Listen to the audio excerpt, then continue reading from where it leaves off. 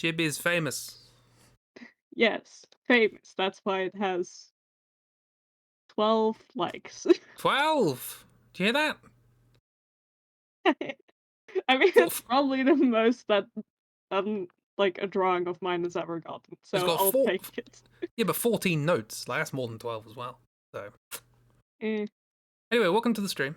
12! I know! I'm Tumblr famous. Tumblr famous. I mean, I do almost have 100 followers on my main one, and I'll be generous and say there aren't any bots, which is very untrue, but I like how that was one of the big things coming on with Musk buying Twitter. It was like, we're going to get rid of the bots. And ever since then, the only people who have followed me have been very clearly bots. yeah. Weird. But yeah, hi. Welcome to stream. How are we all doing? Hi. Hi, man. That answers that question. Yes. How are we? Hi. Cool. Hi. So whoosh. So whoosh. So whoosh. We are here with two tiny cats in the corners.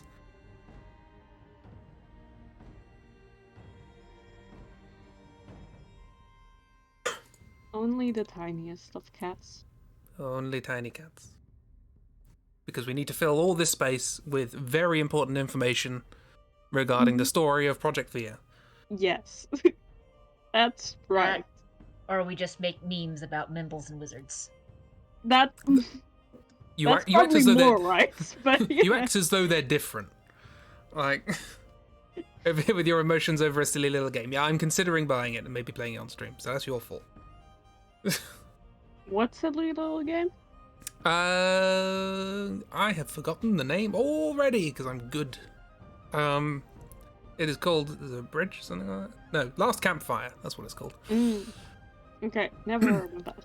It looks cute. It's also quite cheap. Those two things are important. Yes. Yee. And it made Miss cry, which is also important. Well, I don't know if it made her cry, but.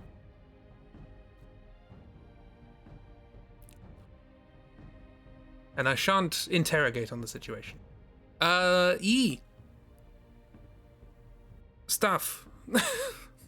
Stuff and things. There's a 29th stream of this, and I still don't know how to start them. I mean, honestly, at this point, I don't think you're gonna figure it out. No.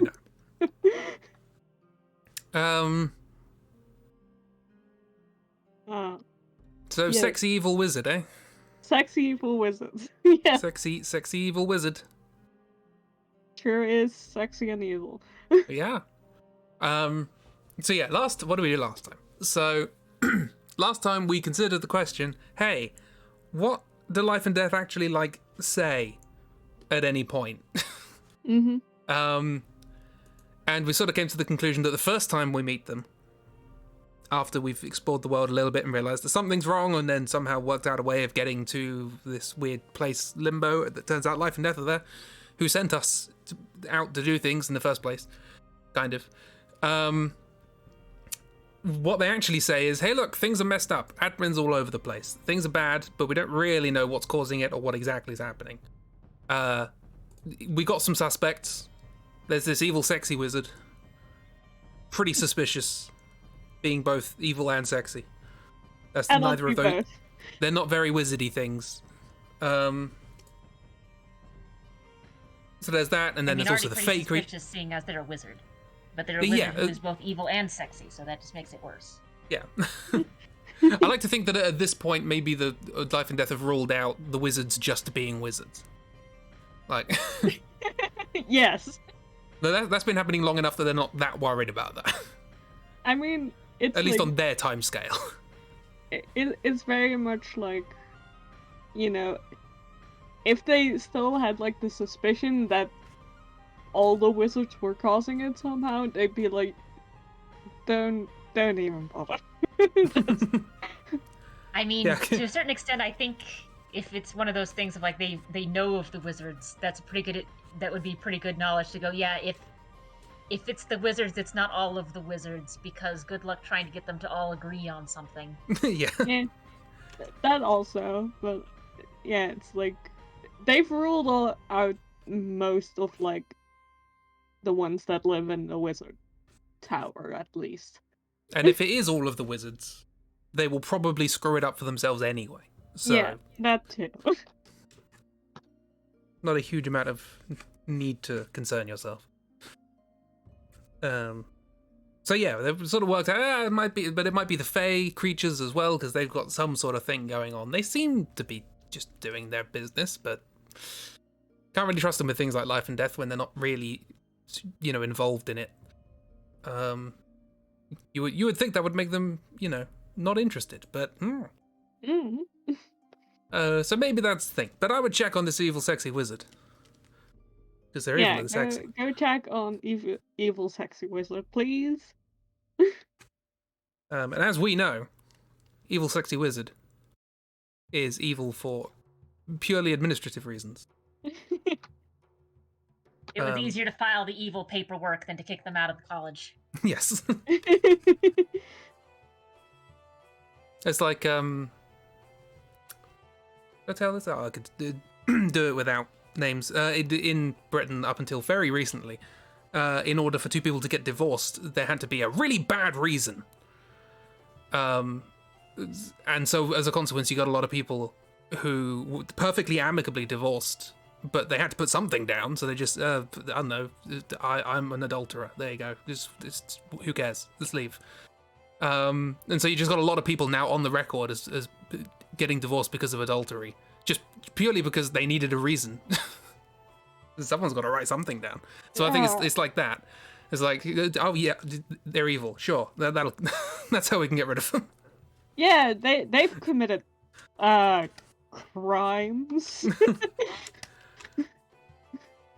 Clearly says in the wizard book, do not, you must cover up as much of your body as possible. Look at you being all sexy. I'm sure as far as Matt Guffin is concerned, this wizard has committed crimes because they haven't returned their loans. Yeah. True, there is that. Is that why they got kicked out? that was like that was the technicality that finally allowed them to kick them out. Oh yeah. There were plenty of other crimes reasons. Include indoor smoking. So. Yeah. Which honestly might be a legit crime in a wizarding world, considering how many experiments are explosive. Yeah, but a lot of them are explosive on contact with, like, seafood or something strange. Like, fire's not really got anything to do with it. Oh yeah, absolutely. And I mean, I'm sure there's going to be at least one wizard out there who's like, yeah, I'm smoking in front of your experiment because I'm doing my own experiment to see if smoking affects your experiment. Absolutely, yeah. Because fuck you. Fuck you in particular.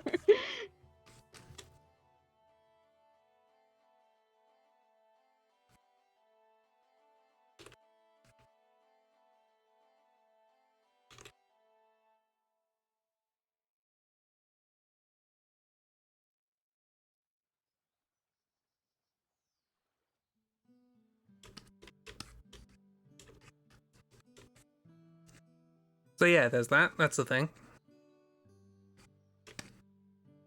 Why do I always try and draw death and then realise, oh yeah, lots and lots of tangled horns. I like Death's design.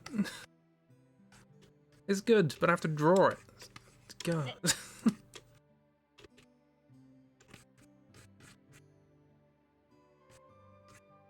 anyone ever pointed out that the drawing is just awful? Wait, what? The drawing is just awful in general? Yeah, it's terrible. Oh, yeah. I think people have figured that out by now. Why does it happen? Like, can we stop it? Maybe.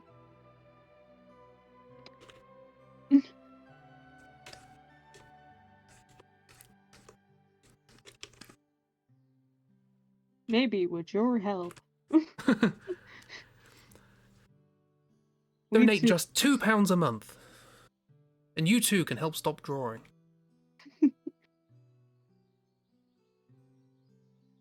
may not seem like an achievable task, or indeed purposeful, but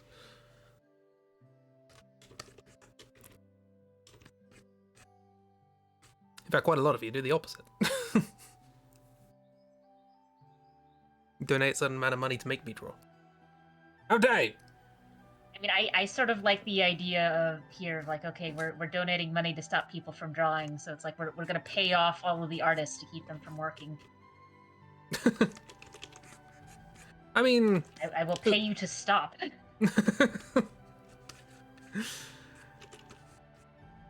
You take that as a compliment?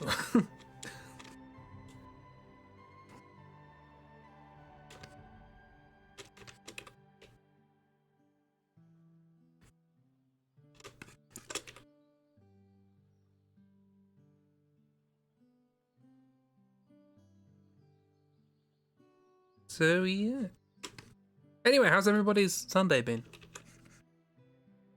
While I'm just doodling. Unless you have more things to talk about regarding Project Via. Which, frankly... We do, I just don't know what. It's not what these streams are for. So it's very much like, yes, I know there's like things we should probably talk about, but also like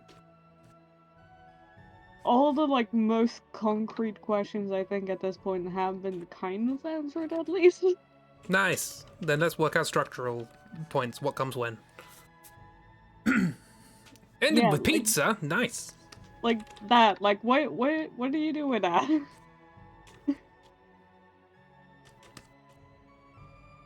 What do we do with what do we do? There's a question. Yeah, I think as far as like most of the big ideas, at least with the quote-unquote good end plot, we've sort of established at least the bone structure of it. And a lot of the particular details with the good end and the bad ends are dependent mostly on what's going on with the NPCs in the individual areas. And while we have the relevant NPCs for some of the areas, we don't have the relevant NPCs for all of the areas. So, like, for the ocean, we don't... Yeah.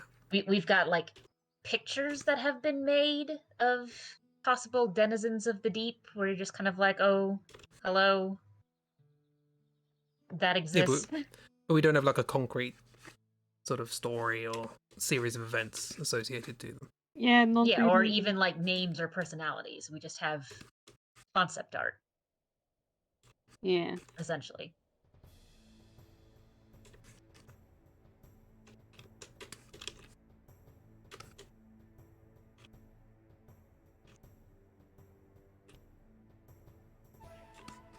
And thanks to Dark, we've more or less got a handle of the main plot line and potential ways it can go up in the floating city. Yeah. And thanks to Lewis, we've got a general idea of, like, what to expect in the Golden City, even if we don't have established, again, NPC problem.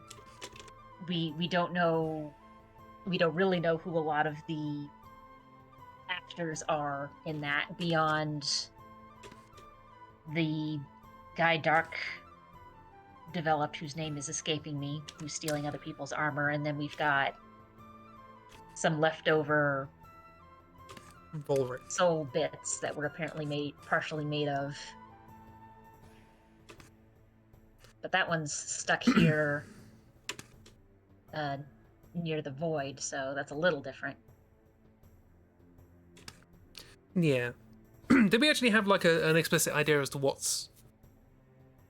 Because we've definitely got the setup and the characters in, or some of the characters in the Golden City, but what's the actual like dichotomy? What's the issue that needs to be resolved or doesn't need to be resolved?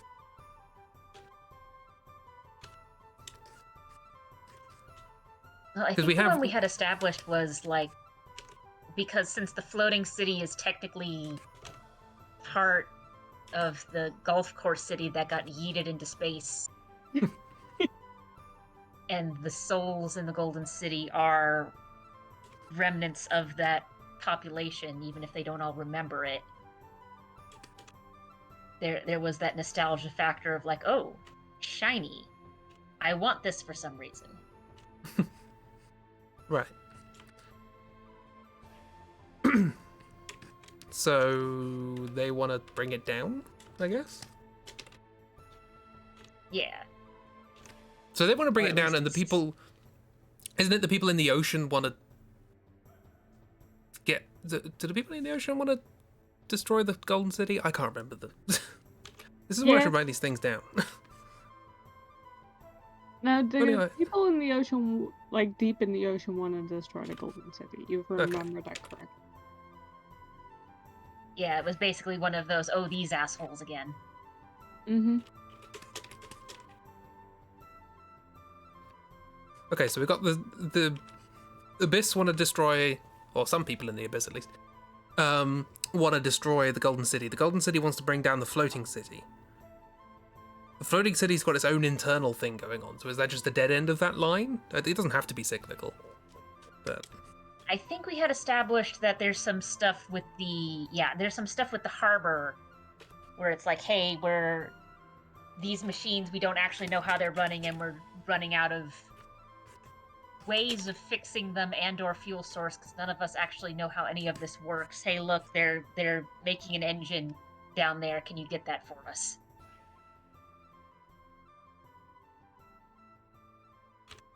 Righto.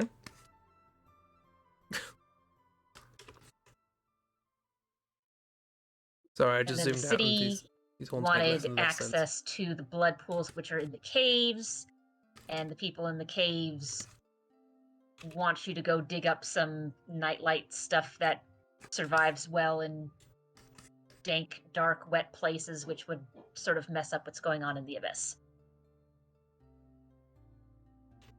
Righty-ho. So it's probably worthwhile us thinking, who exactly do we interact with to have these things happen? Let's put some characters to some conversations. Yes. Let's do that. You know, we spent a long time always getting characters on the wheel. Let's actually use them. Okay. So who do we need? With the harbor stuff, we've already sort of established either the involved characters or at least who they are involved with, because we've already got the worst archaeologist, who's sort of the contributing factor of, oh, we've got this quote-unquote fuel source that we can have access to, we have to just go get it. We know the Mafia is involved, and we have at least some of the either actors or potential actors sketched out, and then we've got the one socialite character that Christy designed, who sort of are in for the inside knowledge of like she's involved in these families, but she's maybe not even a change of heart. Maybe she's just young enough to still be sort of like bright-eyed and thinks that the world can be better or something. Unsure. Either way, she's involved, but is trying to get things to stop. I don't know what words I want to use here. Involved in it in enough of a capacity to give us an in, as it were. Yeah. Obviously, that shouldn't be her definition in the story.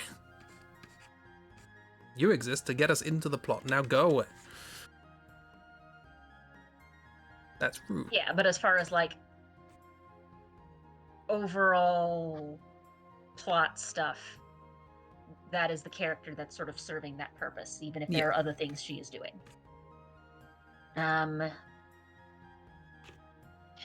With the floating city,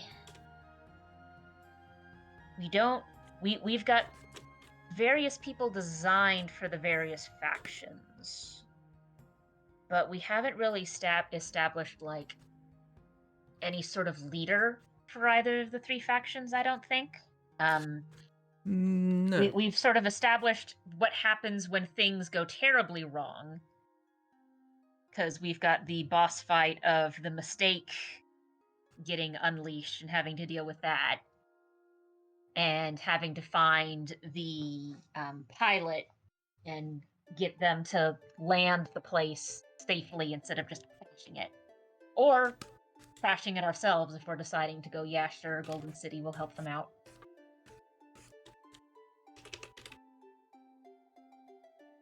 And we have some individuals designed for each of the factions, including the 3 that you designed, Chris, that all of them sort of want to switch around and then go back to their regular mayhem. Yeah. I want to change places. Change places. Yeah, I don't know. In my head, they're very much just like a silly side quest thing, but they might have some sort of involvement. Yeah, Who knows? well, They're on the table. I'm saying they're there, but I don't think any one of them is like the leader of any particular group. No. I think Oobs did design one Sky Pirate character that looks pretty leader, main character-y. Like, it just she's had the vibes of someone who's in charge. Yeah. Oh, hello. Is that the sexy wizard? I zoomed out.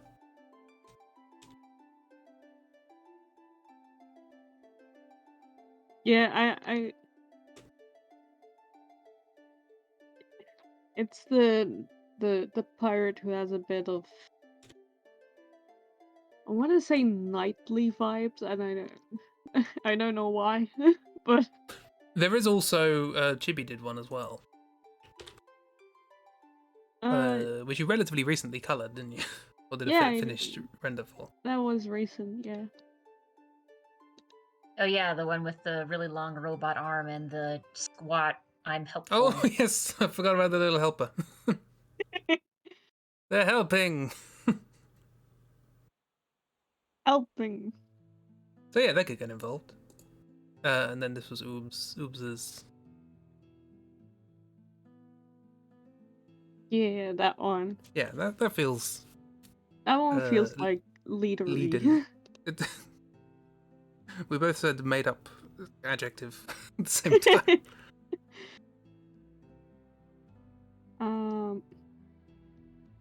You seem to have a picture that's in here twice, Chris. So always. Fun. Oh yeah, there it is. Design for a pirate rebel, design for a pirate. It's the different captions though, so. Oh yeah. And also the hashtag relatable mutant. Yeah. I mean, we have Jonathan, but I don't think Jonathan is the leader of anything. I think Jonathan is just here to cause... Jonathan is the leader of their own experience. He's the leader of the theater they're squatting in. That's as far as his leadership goes. Yeah, that makes me think of, like, I don't know, that gave me very Bioshock vibes. Of, like, there's a theater level of full of mutants that you've got to...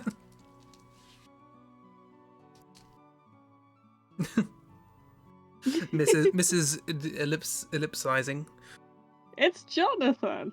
The Jonathan. Oh, I forgot about the hands. You wear little penguin hats. I don't know. Okay, so you know how some theater companies will do blind auditions where it's like, we're not checking anything about race, and in some cases not even gender, it's just whoever can do a convincing part. So you'll end up with things like that one Cinderella movie where the prince is played by an Asian American actor and then the queen is played by Whoopi Goldberg, because why not? Oh, yeah.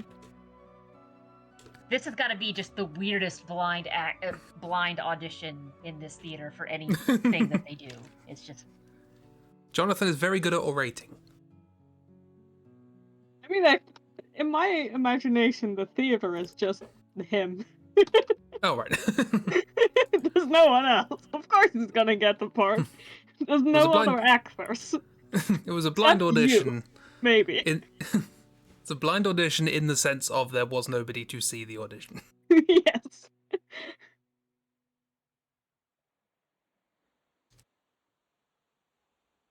instead of a one-man band, it's a one-man play. Yeah, They exactly. exist. Hey, Miss, would you Performed the could you entirety script of something Hamlet for on his own. Miss? Could you do some theatre work for stage management for Jonathan? That'd be great.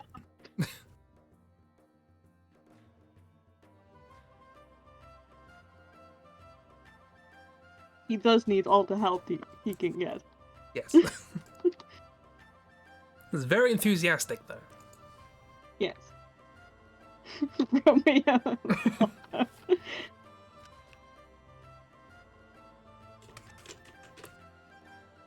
Oh, also, just as always, the wonderful background tunes brought to us by the Adrian von the Ziegler.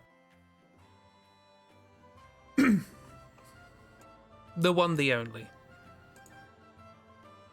Only? Okay. I'm assuming there's only one.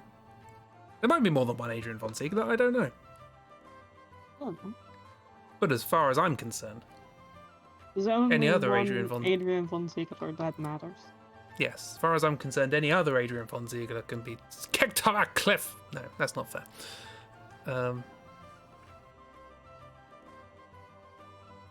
But I would politely ask them not to make music and put it on YouTube because it would get confusing. Yeah, just At least not under that name. You know. Ooh, Yes, okay, so I'm looking through the other areas to look at what characters we have designed that are in the gallery. Oobs designed a sea serpent character. Yeah. Nathier Den... Ugh. I'm not even going to try, sorry. Yeah, I always wanted to do something with that.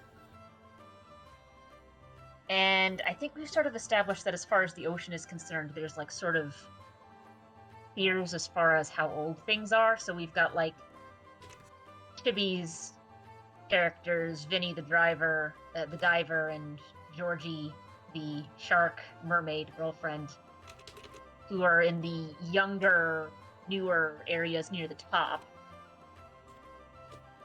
But then Oobs' serpent definitely feels like something where it'd be closer down to the bottom near the sea vents / back door to Death's Oh yeah, I think pantry room.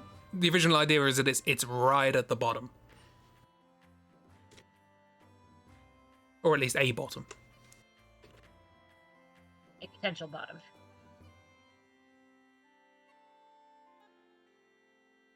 I think that was it. Yeah, it was like near the bottom of the abyss. Now there's something else near the bottom of the abyss, and it's blood. That's blood. That's blood. That's blood. It's kinda red.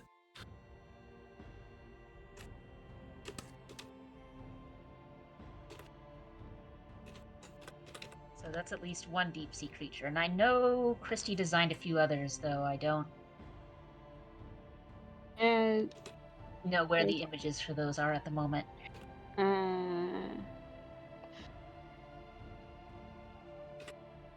Anyway, They what might else not be do we up. I've got there's a backlog. So for the caves, we have the worst archaeologist, who's that sort of that connection between what's going on in the harbor and what they want from the caves. And we have the male lizard, who's, I don't think, connected to any of the stuff of like let's use undersea light source things as lamps. Probably doesn't live that far in the caves. We'll find them. But we have the bat glider character and a few other bat characters that go with them, it looks like. The more feral salamander people further into the caves.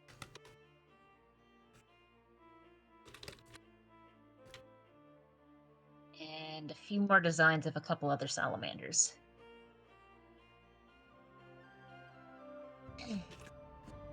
Because yeah, these golems are probably not going to be characters that are involved in the let's put lights up in the caves. They look more like this is something that you're going to have to fight.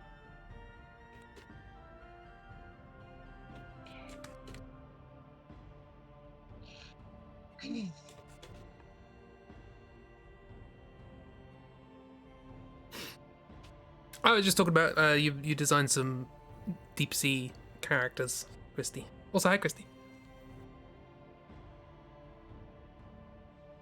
No more about zoning out. It's fine. Zone out all you want. I've been zoning out this entire time. I've been zoning out for about 3 years, so it's fine. Yeah, I don't really, know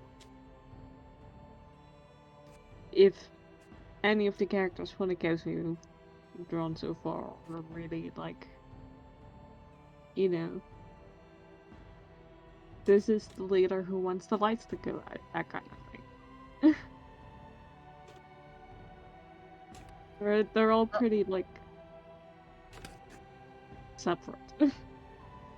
I mean, some of them could. So, because a lot of the amphibians we have designed have gone native, as it were, and are living in the harbor and wearing pants. It feels sort of like, to me anyway, that you've got some of the amphibians that are living in society, as it were, and then this is like a farm town out in the middle of nowhere where everyone knows everyone else's name because this is only named within 5 miles. That isn't a cow type thing. So it feels to me like, for the most part, the lizard settlements in the caves are small and have a more rural feel. So, I mean, it could be that, this one picture you've drawn with the squart lizard and then the lizard with the rope belt on the pants and the hat. Mm-hmm. The guy with the rope belts and the hat might be the lizard equivalent of the mayor of this small community that's sort of spread out throughout the caves. He's like, it's not much, someone's got to do it. Maybe. That could work.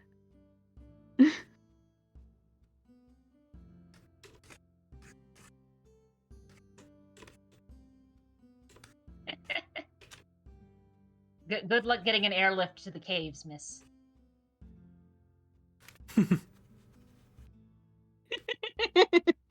I mean, there might be caves up the mountain. True. That's. I think we discussed that that's one of the way that you basically get to the Golden City is by sort of traveling through the caves and sort of up the mountain. So maybe there is a way. There are some caves only accessible by air. Maybe that's why the bats are so important with the lizards, because it's like there's some areas in these caves where your options are either get really good at scaling walls or fly. I mean, yeah, we get the glide suit from Inventor Bat. Mm-hmm.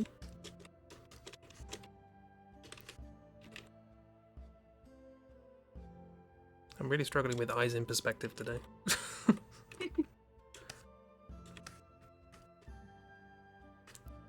Yeah, that makes sense to me.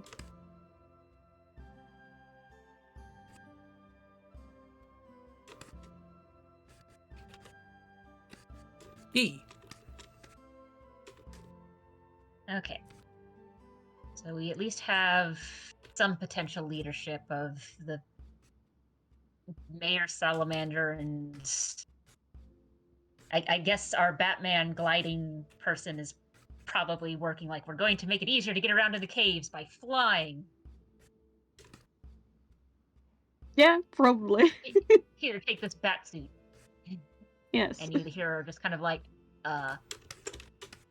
Okay. But with how large some of the, especially in the inner areas are, I know we sort of talked about the bat suit being one of the things you need to get further into the forest, but I think you also needed to get further into the caves, because some of these It's like walking into some of the Minecraft caves where you're just kind of like, dear Lord, why is it so big?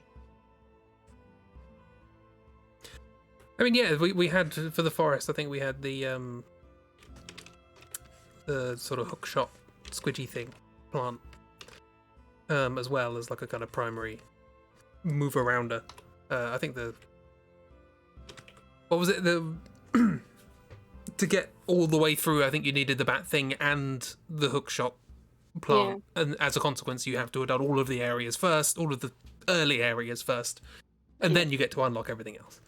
Because the hookshot you get from the RPG hero who doesn't need it anymore, Yes. who has gone beyond this primitive technology, now has an airship or something. Yeah. It's usually an airship involved. I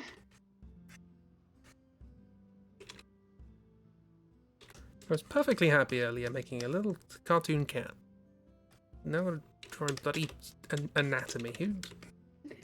So for the Stupid forest, we've more or less established who the important players are there as well, between Leaf Smith, Moss Weaver, the plant RPG heroes, the Forest Witch, and potentially a couple of leftover robots that are sort of working in some capacity. Yeah, there can definitely like be broken down robots who give like glitchy lore explanation. Yeah, when you actually get to the remains of the golf course city. Yeah. So that one we've sort of got.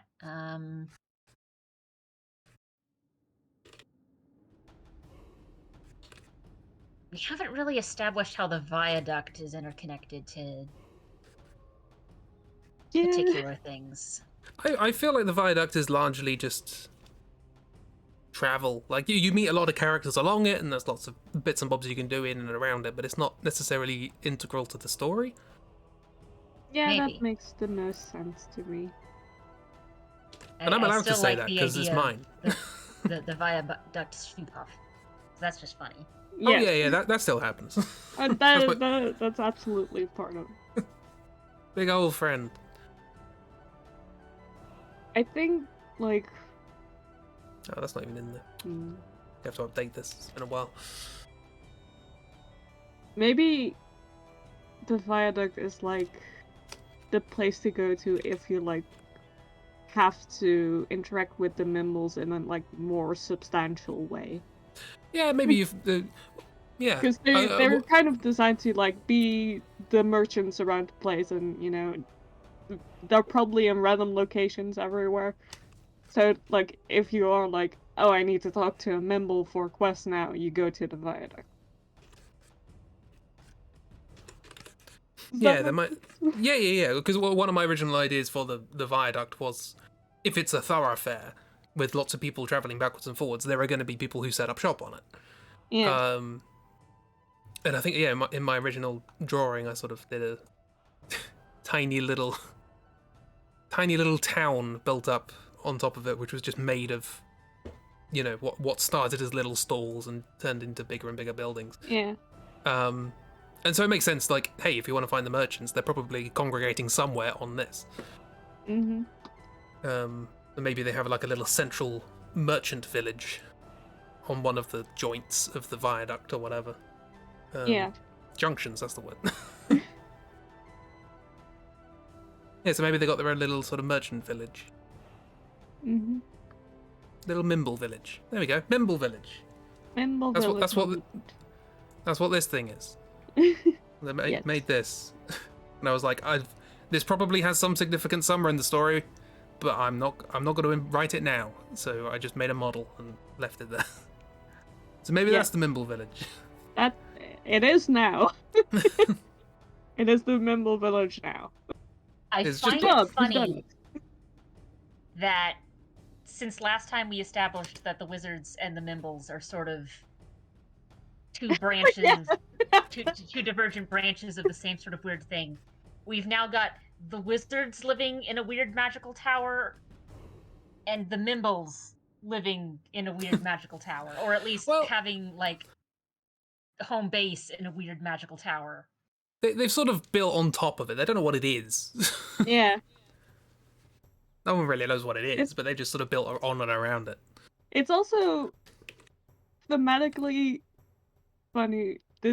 I'm gonna try to make this make sense. But like, the Wizard Tower moves. But the Mimble Village doesn't move, but it still goes everywhere because it's on the viaduct. Yeah. You know, you can still go everywhere from the Mimble Village. Well, the tower goes everywhere. Yeah. The Mimble Village is sort of designed to be connected to as many things as possible, whereas the Wizard Tower is designed to be connectable to as many things as possible by virtue of sliding. Yes. Both physical and metaphysical sliding. Yeah, there's both solutions to the same problem, but one of them is significantly sillier. Yes, exactly. Which is appropriate.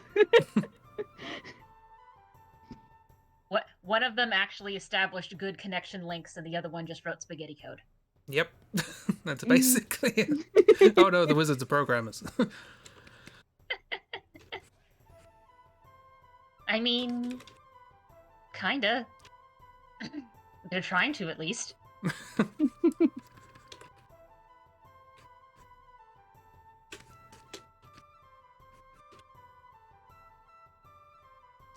They wrote spaghetti code, i.e. the code that turned their building into spaghetti.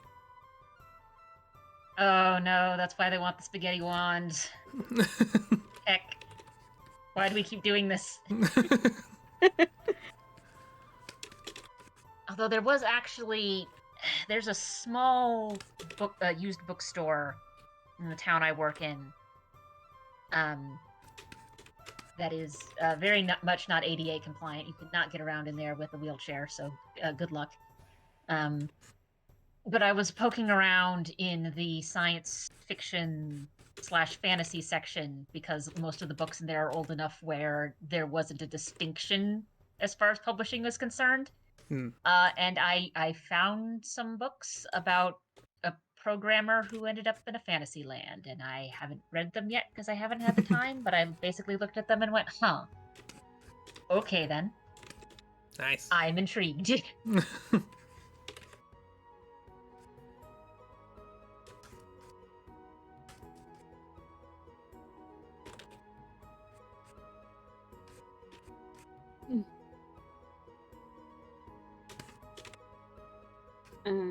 So yeah, who are we missing then? We still... Golden City, I guess? Yeah, there's the Golden City, precisely what's going on with that. I imagine they have some sort of council. Yeah, that seems more appropriate, like this very ornate, faceless council of Yeah. or council four with voices very ornate speaking faces. at once. Chibi, you've got this one very dramatic looking armor character with a Yeah.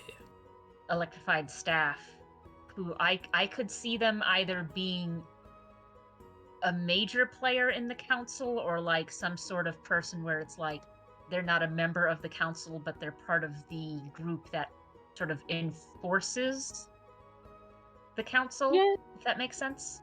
I can see that. The long arm of the council. Yeah, very much like the council has spoken kind of thing. You Yeah. know? Yeah, because we've got one character that we've clearly established as this person works for the council, but they're also a door, so they're not going to get out much. Yeah, that is a very important door. They were told. Because I imagine, like, I don't think you'll get to, like, interact with the council directly as much, you know?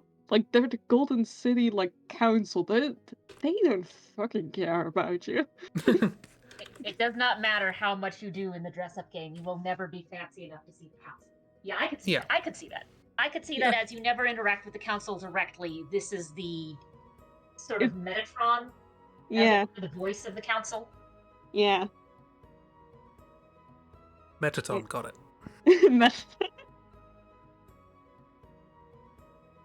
I Death mean, by that joke glamour. has That been kind of made. works.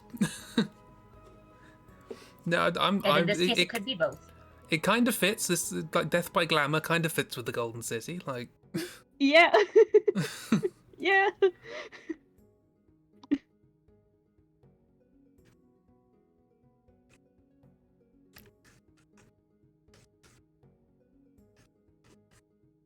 Okay, so that works. So we've established, we've created the people in charge of the Golden City by establishing that we're not establishing them.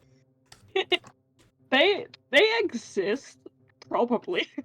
That works, and it sort of adds see statues to of the them. air of pomp and circumstance and just these people are assholes feeling that you're getting from all of this. You see statues of them, but they're like such massive statues that you don't really get to see their faces or anything. Their faces are obscured by clouds. Yeah. Okay. There's just like you like what as the player like walk past these like enormous like statue bases and there's just this tiny plaque at the bottom of like these are the faces of the council. You look up and you cannot see them. Yeah, that sounds about right.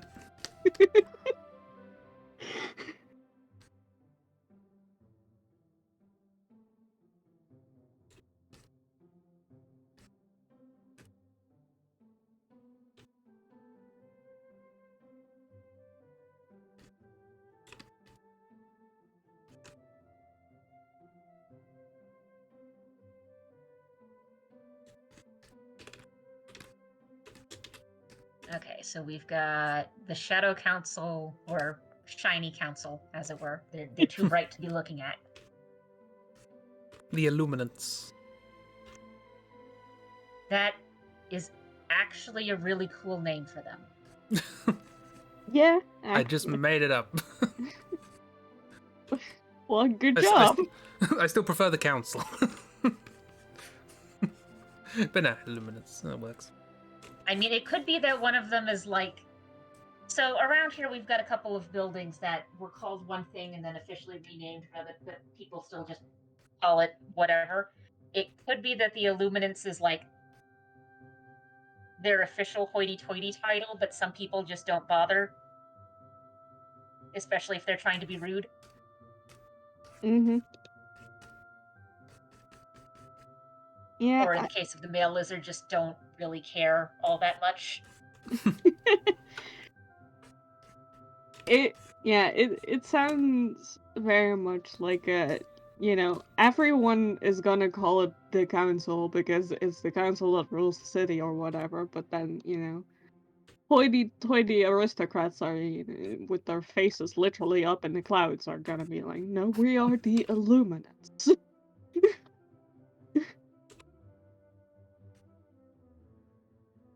Because that's fancy and doesn't sound as though they are essentially a dictatorship. It's fine. Don't worry about it.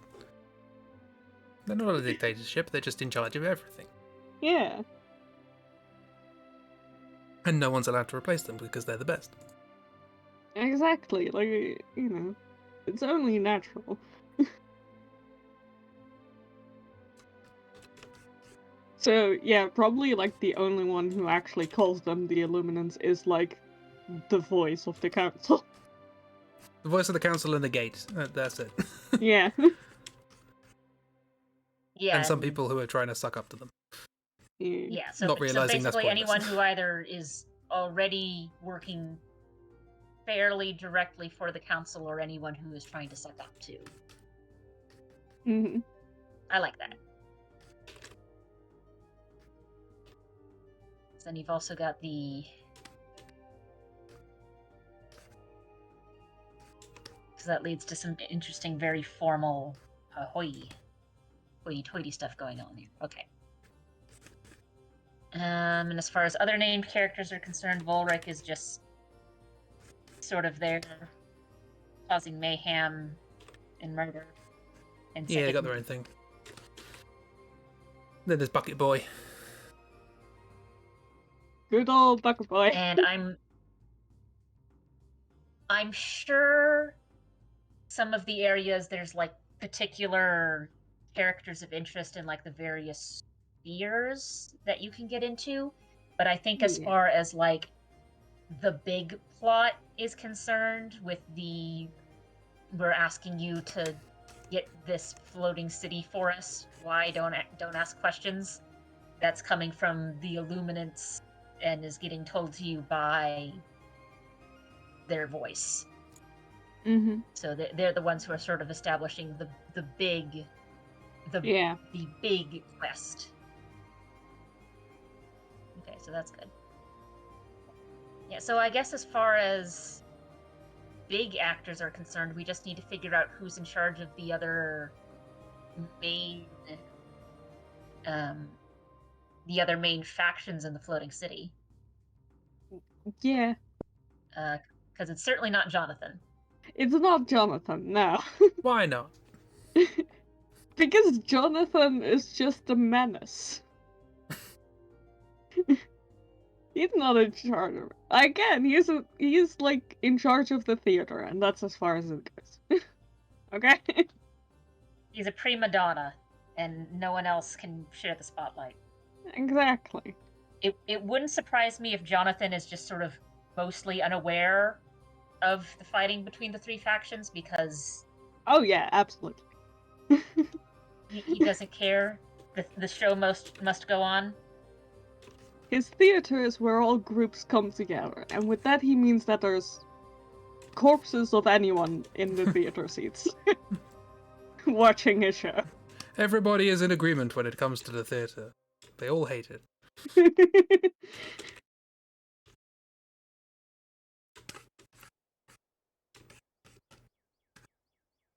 Yeah, he is probably not aware of like any of the fighting that's going on, and people kind of leave him alone.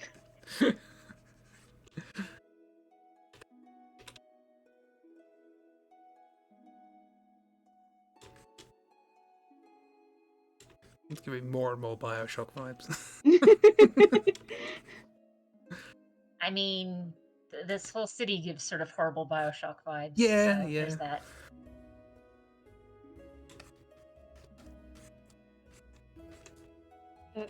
Yeah, because it's difficult because there aren't really any like other designs, so I guess we should just come up with some. Yeah, let's make some. We've got to make them. We made all of these. We can make more. So we have the pirate leader, basically. That's Oops. Not Oops is design. Not just Oops. So I'm sure they'd make a great pirate leader.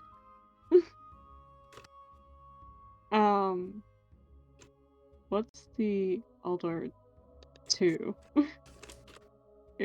We've got There's the mutants and the big old strong boys. Right, the big old strong boys. Ones who are basically bred to be strong to do all the manual labor.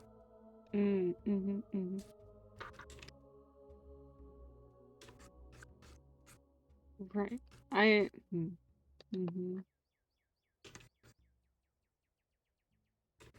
I think the mutants, because Dark had described the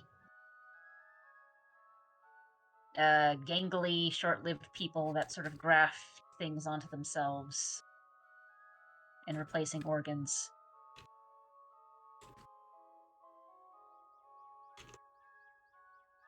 Yeah.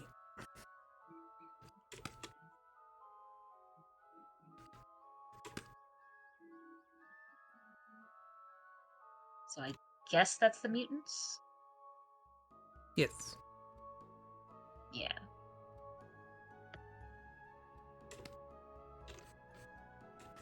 I don't know. I believe so, yes. I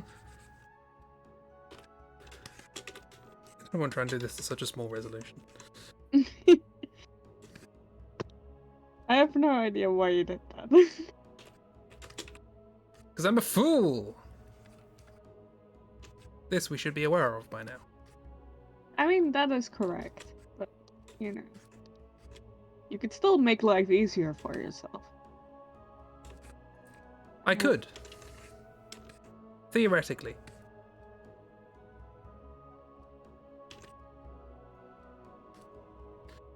So yeah, we've got the pirate leader. We need a mutant leader and a strong leader. Yes. Or leader of the strong. They don't have to be strong themselves. They could be the only one that's smart. I mean,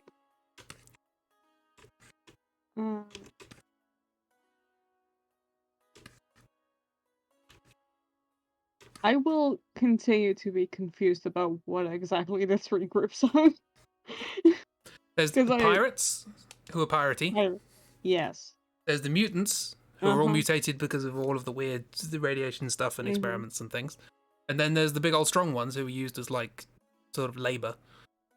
Who now don't have anybody to do labour for, so they're a group. Okay. They're like, we're strong, why should we work with you? We can do it ourselves. And the pirates want it all, and the mutants, no one wants to work with the mutants. No one wants to work with mutants. Okay. I guess I'm making most of these sentences up as I say them, I should specify. Okay, good to know. I guess.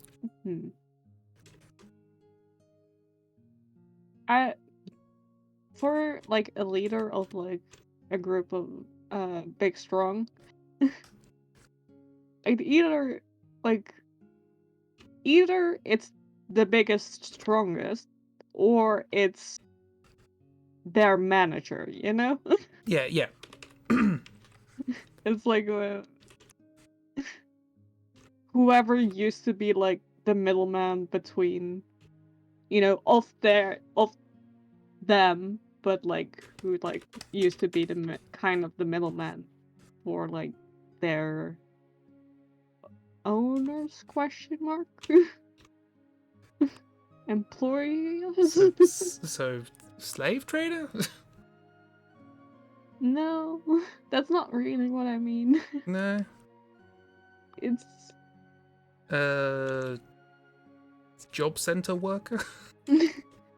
it's less like that. It's more because it's not really the middleman as in a like separate like entity from the workers, but more of like someone from the workers who like thought, okay, well, someone needs to make things in any way, shape, or form clear.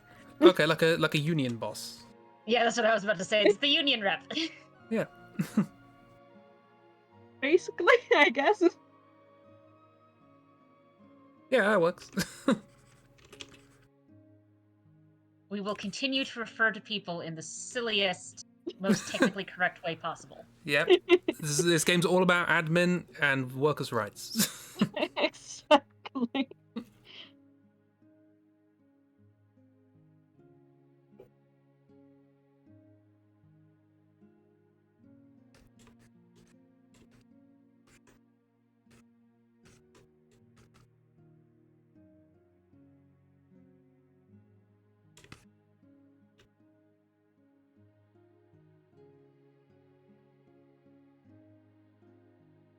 And then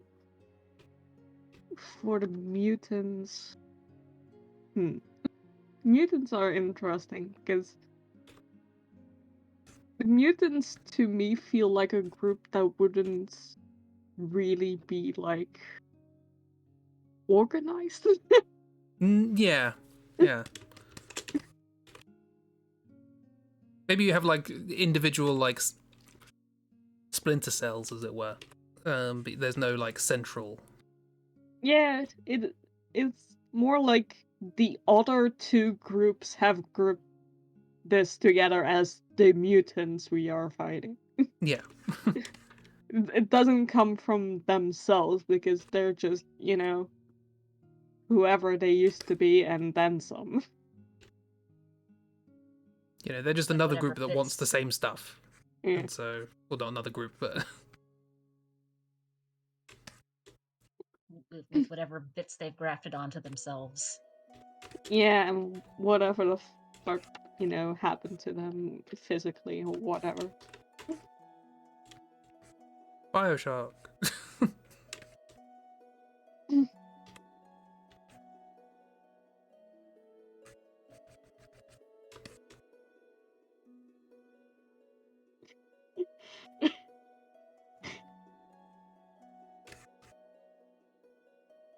Okay. Yeah, I guess that works. And then the mistake is just the monstrous remains of something from the before times that's locked away as like here's our last resort and or collateral. No one's gonna fuck with us because we've got this thing here. And then it gets out and it's like, oh no.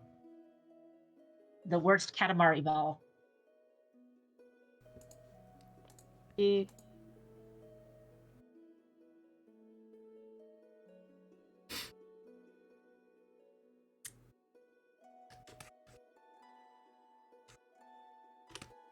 Cool.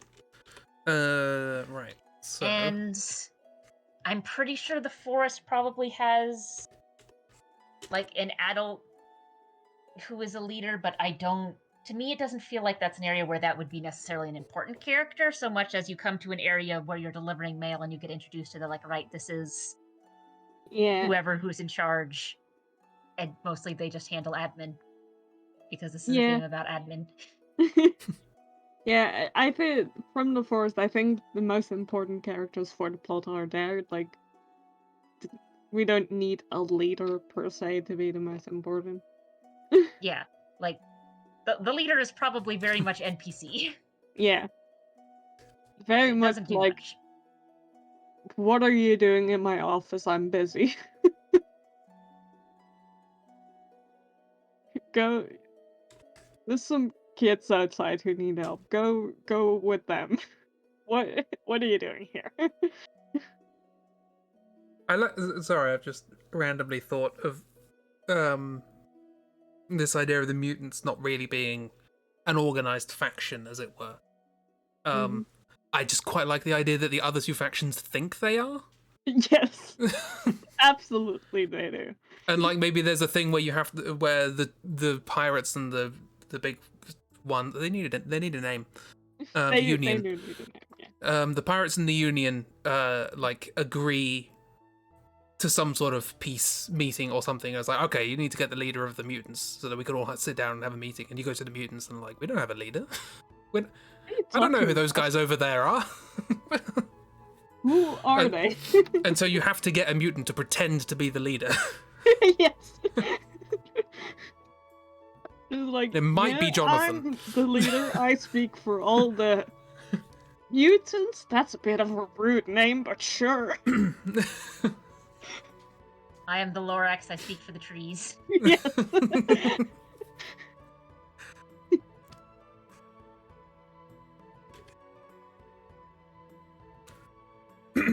I like drawing small, Christy. I usually do little thumbnails for things like this before I do big things.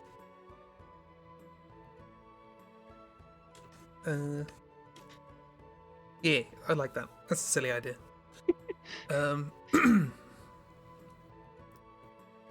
It's really funny because you really come there with like the idea of like, oh, there's 3 factions going on, and then the more you discover, the more it's like, well, there's 2 factions, and then also there's whatever the fuck they have going on.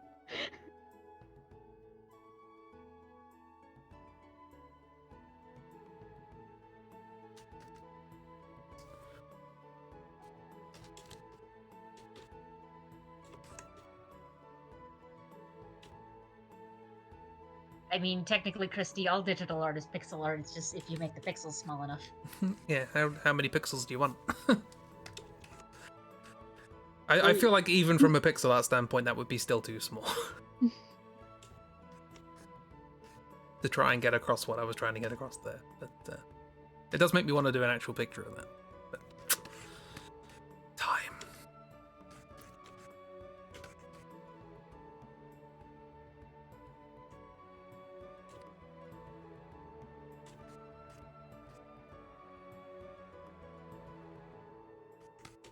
We're all pixel artists, exactly. So, fun thought. The Mimble HQ is probably also quite a bit of admin.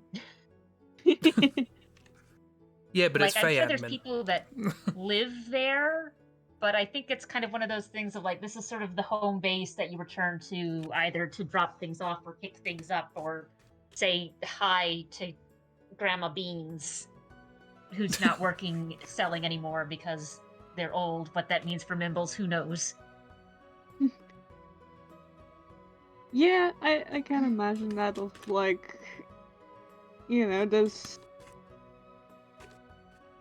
It's less of like a like. It's less like the Wizard Tower in the sense of like, you know, people don't really have, you know, rooms here. It's just whatever goes. People are coming and leaving all the time. There's probably like a sleeping hall. And then, you know, some other bits and bobs. It's a big old camp. It's a big old camp, and you know, There there's will be a sleeping hall and there's a kitchen, and you can set up shop there if you want. What more do you need? Yeah. There will be a bed for you, but that does not mean it's your bed. Yes. No. Which is a very Mimbly thing. I mean, it's sort of rude to sleep on a bed that someone else was sleeping in the previous night and they're still there, but whatever, just pick up your stuff and grab another bed. Yeah. A bed can be made. In some cases, literally. Mm-hmm. And it harkens back to the old traditions of when Mimbles couldn't own anything, and then you have your hint for fame and fortune. I imagine you do not ever see fame and fortune here, though. No. Like, you see all the other Mimble, like, merchants, like, who you see on your travels, you never see fame and fortune there. This also might be a... Like, I'm sure there's some business areas on the viaduct where this is the Mimble business, which Mimble it will be and which business it will be is going to vary. And I have a feeling the closest thing to, like, a schedule thing is here at Mimble HQ. So if you're, like, on a very specific quest and you need to find a very specific Mimble, you're better off going to Mimble HQ first, figuring out where they're going to be, and then going there, rather than wandering around and going, right, okay... Where's Joe? Where's Joe today? Yeah, exactly.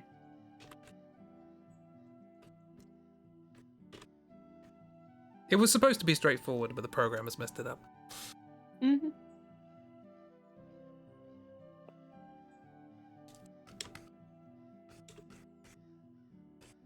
I tried to make a big, strong union boss. It's got a I little like hat. him.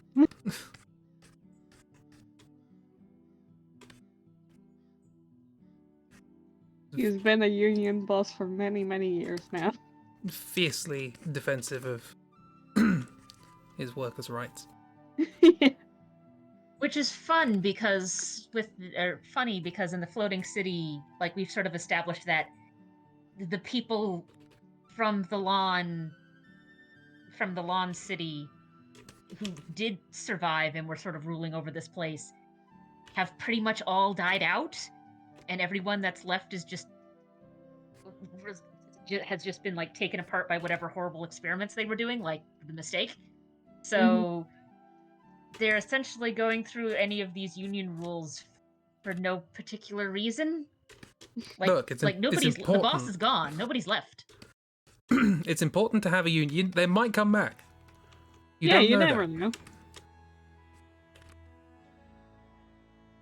I mean, have you seen the Golden City? They've pulled tricks like this before, you know. You never know who might try to employ you next, and that you need to have your rights in order. You need to have a proper contract. What else are you gonna?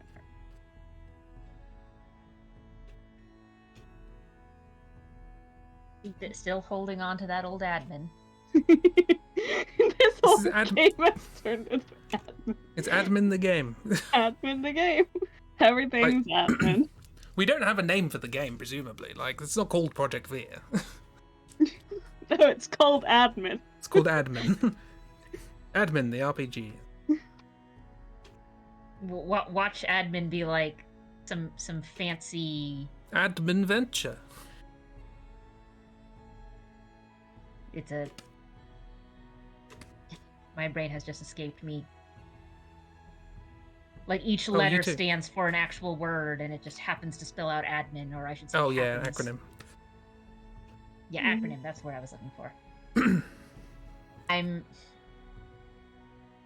I think it was like the first episode of that Agents of Shield TV show that was on in the early parts of the Marvel Cinematic Universe, where it's like, what does the name Shield mean to you? And like, it means someone really wanted this organization to be called Shield. Because technically, current canon is that Shield is an acronym, but yeah, the remark of someone really wanted this to be called Shield. It's a backronym. It was reverse engineered so that it would be Shield. Yeah, and I mean, out of universe, that is true. It was called Shield in the comics way before it was established what Shield still stood for. In universe, no idea. Though it would make sense in the Marvel Cinematic Universe, at least, because I think Linda Carter is the one who established it as far as Marvel Cinematic Universe is concerned. So some sort They of... do give, like, what it stands for in one of the movies. Yeah. So... But I'm saying it wouldn't surprise me if the Shield bit was on purpose, because Linda Carter and reference to Steve, who, as far as she's concerned, would have been dead at that point. A homage. Yeah, right. That makes sense. But yeah, like, I know it means something. I don't know what it means, but I'm saying... Some horrendously inept etymological... I don't know how to end that. Yeah, but like, Doisian explanation, Shield was called Shield before the canons ever established what that might even mean. It stands for Strategic Homeland Intervention, Enforcement and Logistics Division, which never made sense to me. Like that. See, sometimes doesn't mean anything. I'm trying to think of like equivalents, because like in Doctor Who there's a thing called UNIT, which is a good name, and that's an abbreviation for United Nations Intelligence Task Force, which is a perfectly acceptable one. I feel like certainly the shorter the acronym, the better you can get away with it. Yeah. I think SHIELD is probably just a little too cumbersome. Sometimes you do it where you have a longer acronym but you use multiple letters. So like the SH would be the SH in another word or something. Yeah. And then you can make it a little easier. But acronyms are silly. Yeah, they are. Yeah, and I mean, the military's got that all the time, where it's like weird acronyms of things. But anyway, point is... What was the point? Admin can be a good game yeah. name acronym. Probably. Maybe. I'm not good at making up acronyms. Admin. Yeah, we're very good at making up admin. Yeah, clearly. I could use my own advice and say that the ad is adventure. Oh, yeah.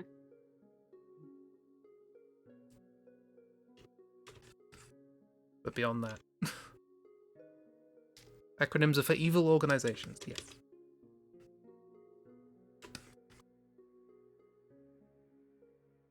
Too evil to say the whole word.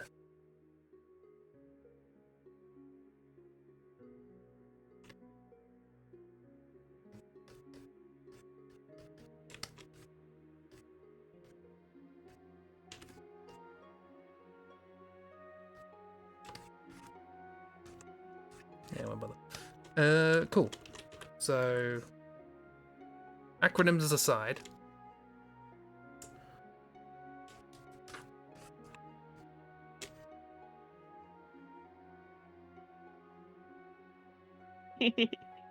Yeah. We got all the bosses. Got all 2 of the 3 bosses. All 2 of the 3 bosses.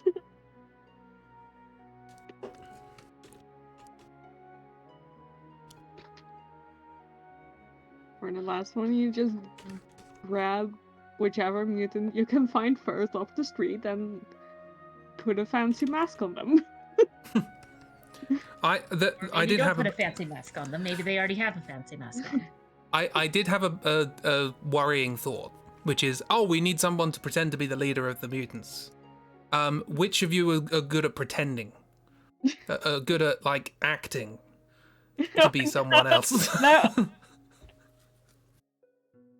People go like, I guess Jonathan, and everyone's just immediately like, no. No! Stop it! Absolutely. No! I'm good with a lot of people being our leader, but not Jonathan.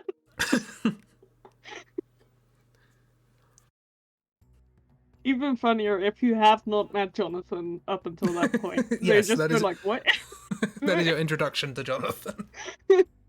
Or even better, you get multiple. You manage to get multiple mutants together, and it's like, right, we need someone to act as your leader, since apparently you don't have one, and they're all just kind of like, oh, Jonathan can act.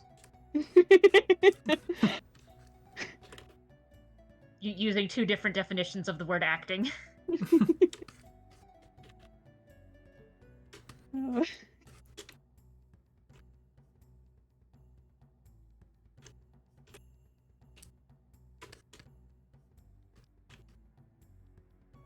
Yeah.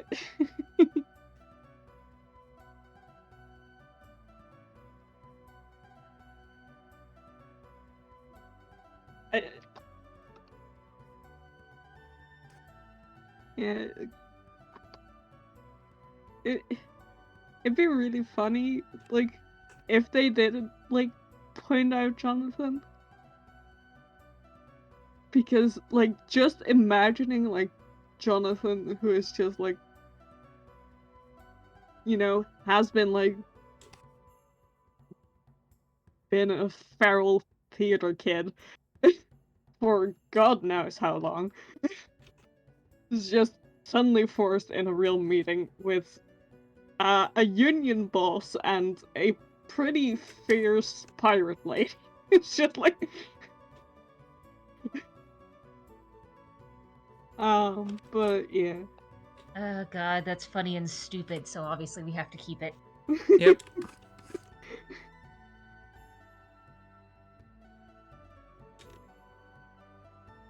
They can act as leader. There we go, there's the story for the floating city. The good story, anyway. Yeah. I mean, it all comes crashing down in the end, literally. Yeah, regardless. It's either going to crash in such a way that just sort of everything gets wiped out again and you can loot the place, or we're going to sort of emergency land it, which is mainly a fancy way of saying we're crashing it, but we're crashing it smartly. And everyone survives and moves on. And then the union boss can go be a union boss in a place where their actual unions are a thing. Yeah, exactly. Yeah. Thank you, miss. I try my best. And Jonathan's theater obviously survives. They still don't get any, like, audience. No. He's still the only actor there. Oh, bless. You can go watch that. I mean, yeah, you can. I'm pretty happy if you come. I'll put on a whole performance for you. It's unskippable. Yeah, you have to watch a 3 to 5 hour theater piece every time you go there. Oh no, the bad JRPG is sinking in again. And it's still only Jonathan who plays every role and does everything.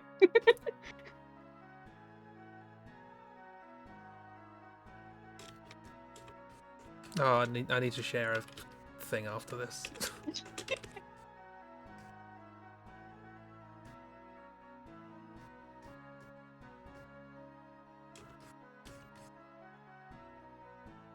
Can't wait for the 5 to 10 unskippable YouTube ads.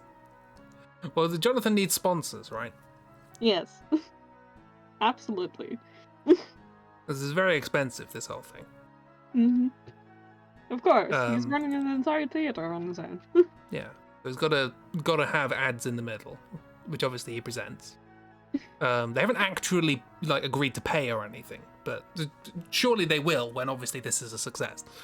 Right, yeah. I mean, they have an audience, so, clearly it's working.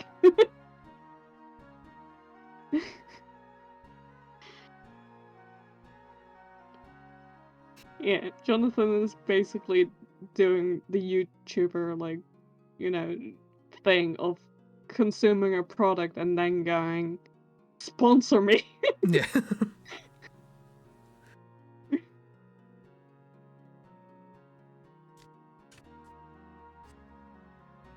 I don't know what the product is. Probably not something you should be consuming anyway. No. He can consume it safely. You shouldn't. Yeah.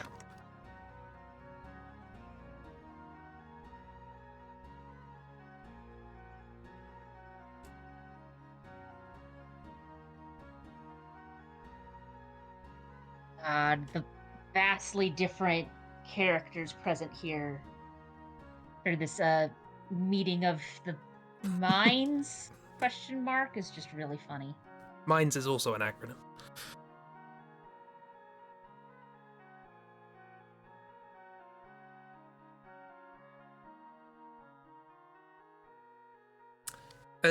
Okay. I like that. That's fun. And then, of course, you could just ignore all this and just crash the thing. But if you want a good ending. Oh, yeah.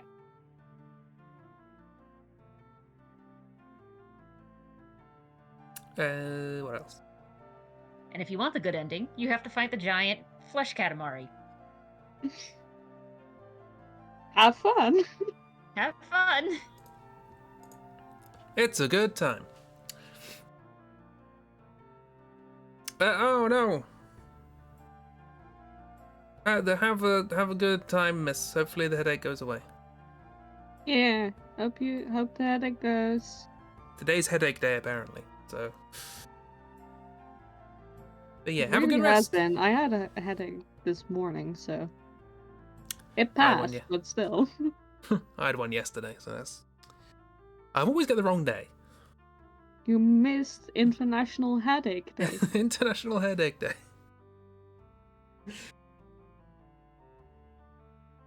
Love Headache Day. Yay. Go rest, miss. Have a good sleep.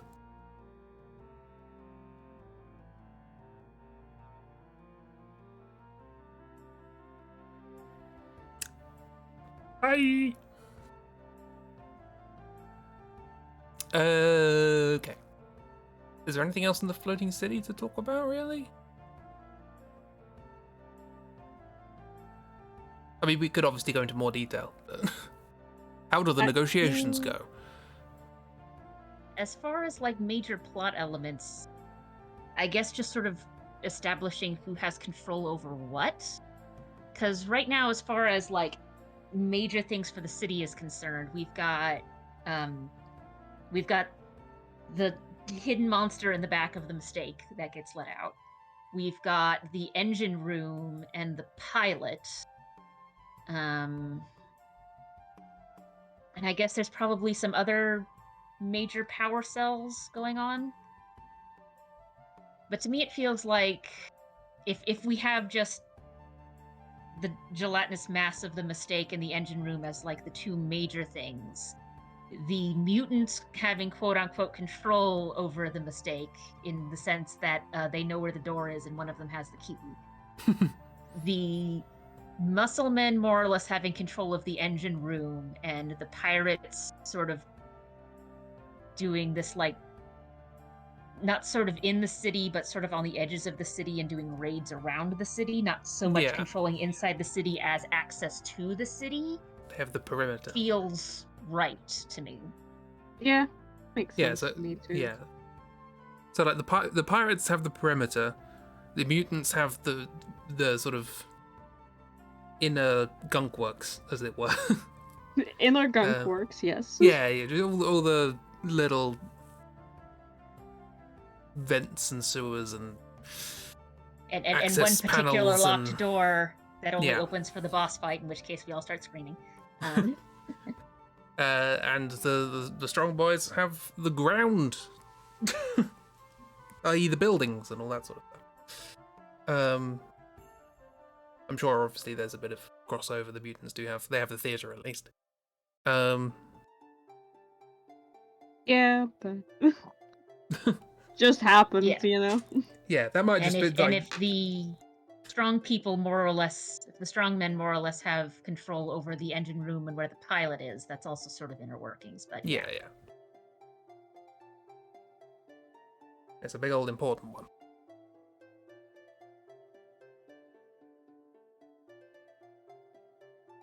Yeah, they've been trying to get the pilot to do things. But... The pilot mostly just keeps their door locked. Yeah.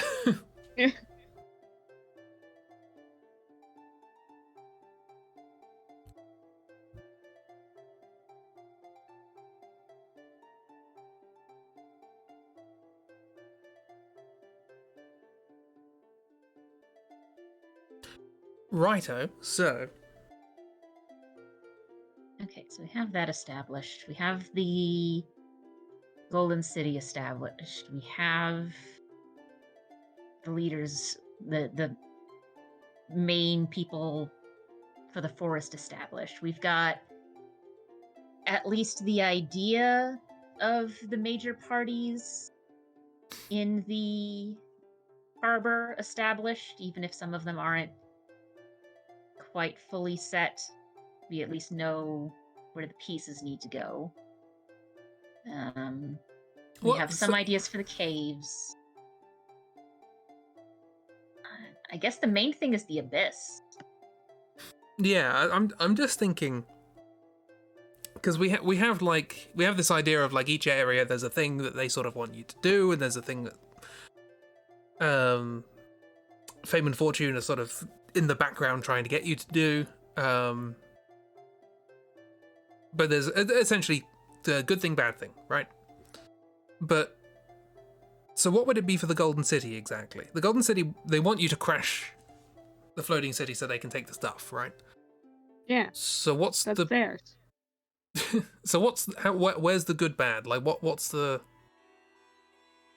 Obviously crashing the thing is probably not a great idea. But what would the good be?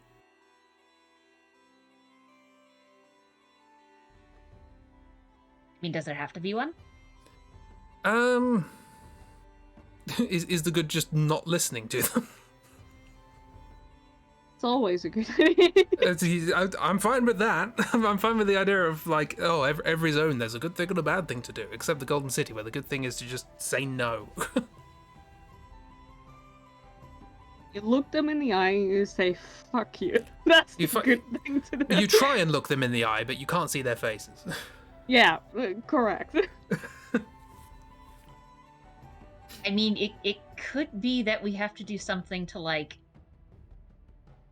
remove the illumination, or at least get them to chill the fuck out, or get the illuminants. Maybe what you could do, I was sort of half thinking, oh, maybe the voice of the illuminants, this character that Chibi has. Let me get a picture because it's good. Yes, you have this voice of the illuminants, the one who is communicating to you all the things from the illuminants. I did have in the back of my mind, what if no one sees the illuminants or really has any interaction with them except the voice? The voice could really just say anything, right? Yeah, absolutely. And they wouldn't know. And then I thought, no, it kind of makes more sense to have like a character who is like really zealous, like, yeah, with this, these people are actually godlike and so on and so forth. But maybe the story could revolve around trying to oust this person and replace them with someone else who does actually ignore what the Illuminants say. But just tell the Illuminants, oh yeah, we did what you said. So maybe that's the story, is bringing down this character and replacing them with one that just ignores what the Illuminants want. But tells them everything's sort of going like fine. With that one area in Dishonored 2 where, yeah, you could kill the guy, or you could replace him with his body double. Yes, yeah, kind of like that. I guess, I'm not entirely sure metaphorically how this works, but I guess another soul could inhabit the same armor. Yeah. You could do something with that. Well, and I mean, we already have that to a certain extent in a less nice manner. Oh, yeah. With Volric taking bits of other people's armor after he kills them. I mean, it's not going to be nice with this character, I can imagine. Well, yeah, there's that. But they're also not nice. Yeah. Well, great. Now we have to establish another character. Who are we wanting to try and set up into this puppet government? I'm wondering whether or not there's a choice. And Volric is one of those choices. Oh, Jesus. That'd be terrible, but also... How well have you been paying attention to Volric's situation? Yeah.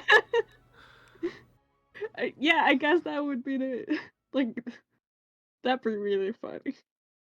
That still cause a bad ending, I think. Yeah, that's still a bad ending. It's a different bad ending, but it's a bad ending. Yeah. And the other one is Bucket Boy.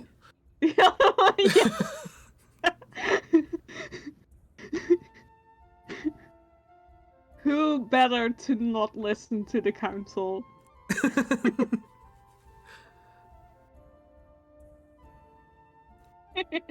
I mean, I'm fine with this.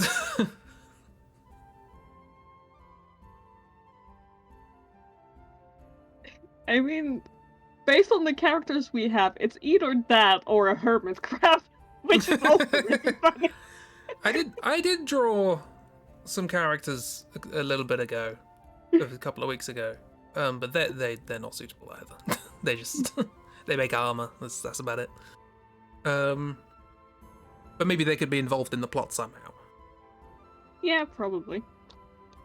We're going to get together all of the remaining souls from the lower areas and have them make a democratic vote. You...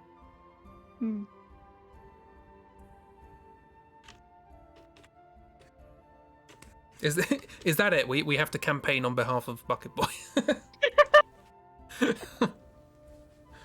Or Volric, depending on you. That'd be really funny.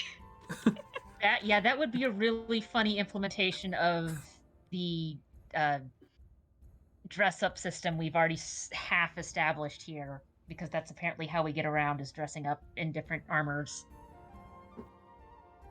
Yeah, it'd be...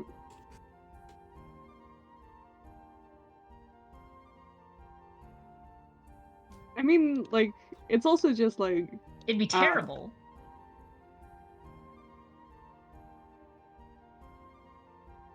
Oh yeah, I mean, nobody said this game would be good. In fact, we have quite frequently said it isn't. Everything in the Golden City has, like, a very malicious, bad undertone. You know? Like, even the good things you do. It's all just a bit... It's the Golden City, everything's... Except this art. Look at it, it's good. Shush.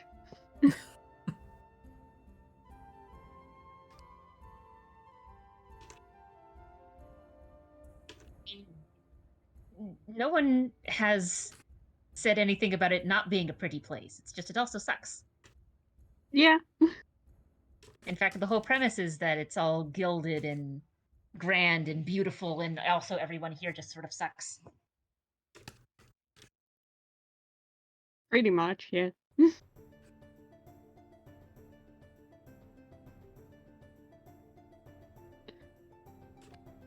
You know, if we gently land the floating city, the Union boss can help with the new puppet leader. Yes.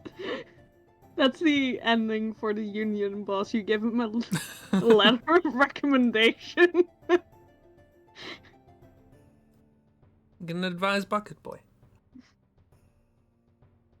You go, you know, this place could really use a good Union boss. Workers right over there suck. And then he immediately leaves.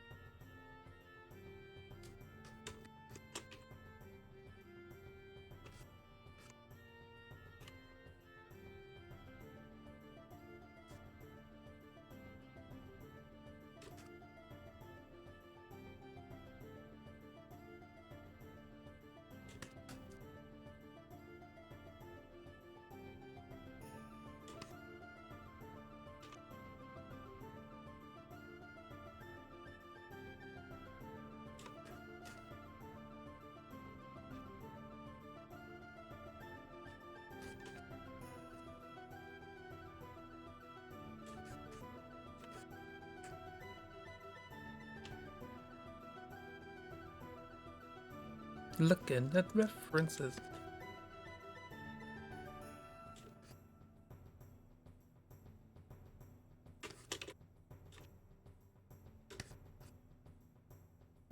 Did you think, when designing Bucket Boy, that they may very well become the de facto leader of Golden City?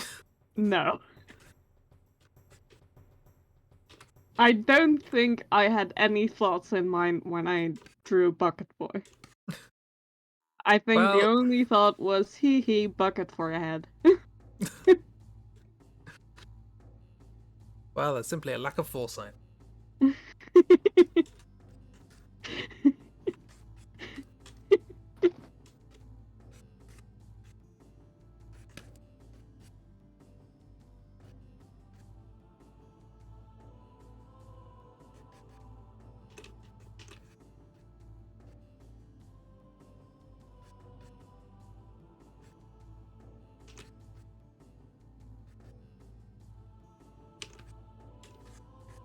You need to start actually drawing arrows that are pointy rather than mushroomy. It's They need fine, to- as long as it's an arrow. They need to put, well, because I usually end up doing like that.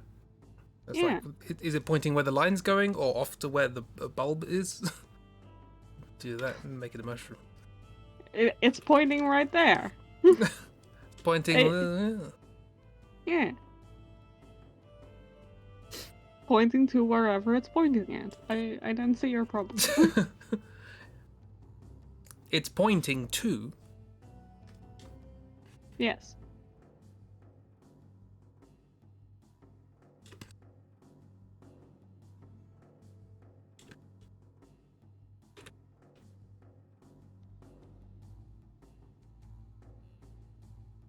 I mean, usually it's pretty obvious what you're pointing at.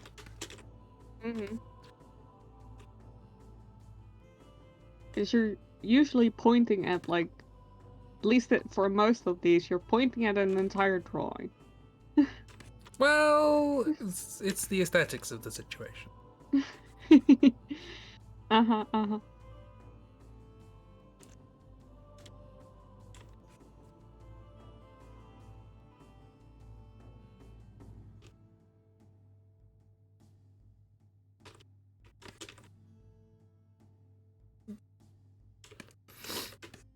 Get the idea. Is that hair? Like a floof. Loof. Like a helmet floof. Big old Ornstein floof. Yes. I still we've gotta love make how this you're. fancy as possible. I love how Chibi's Twitch avatar is still Ernstone. It's important.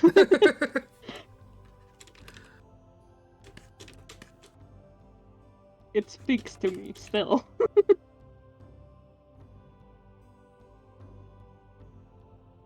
It says awful things.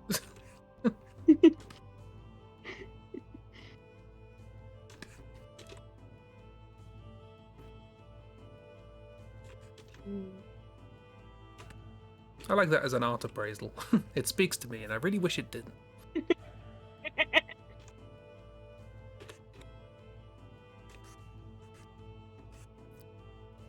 Like whatever this picture is.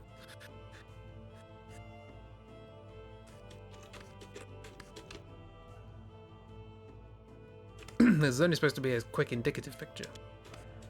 But it's also for the Golden City, so it's more ornate than could possibly be drawn. Yeah.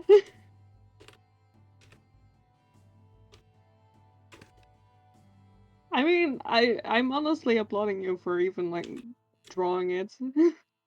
Because I've looked at that with the thought of, like, oh, maybe I should, you know... Even in this stream, I was like, when we started talking about him being the voice, I was like, yeah, I can draw it. And then I looked at my original drawing and was like, no, not gonna do that. I love how it's Fuck that. absolutely not the intent of what you were trying to say, but I do love the I applaud you for trying to draw something I've drawn.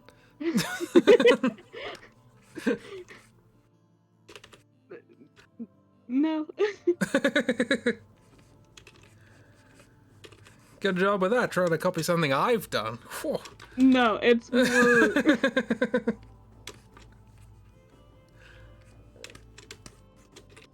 Where's that proud cat? There it is. That's Chibi right now. No, absolutely not. It's definitely more of like what was I thinking when I drew this, and like, why would I do this to anyone, including myself? Because it was good. You were given a brief, which was incredibly over-the-top armor. And you did real good. And I made some absolute nonsense with it. Correct. Precisely. Yes. Well done. That's what I mean. You did excellent.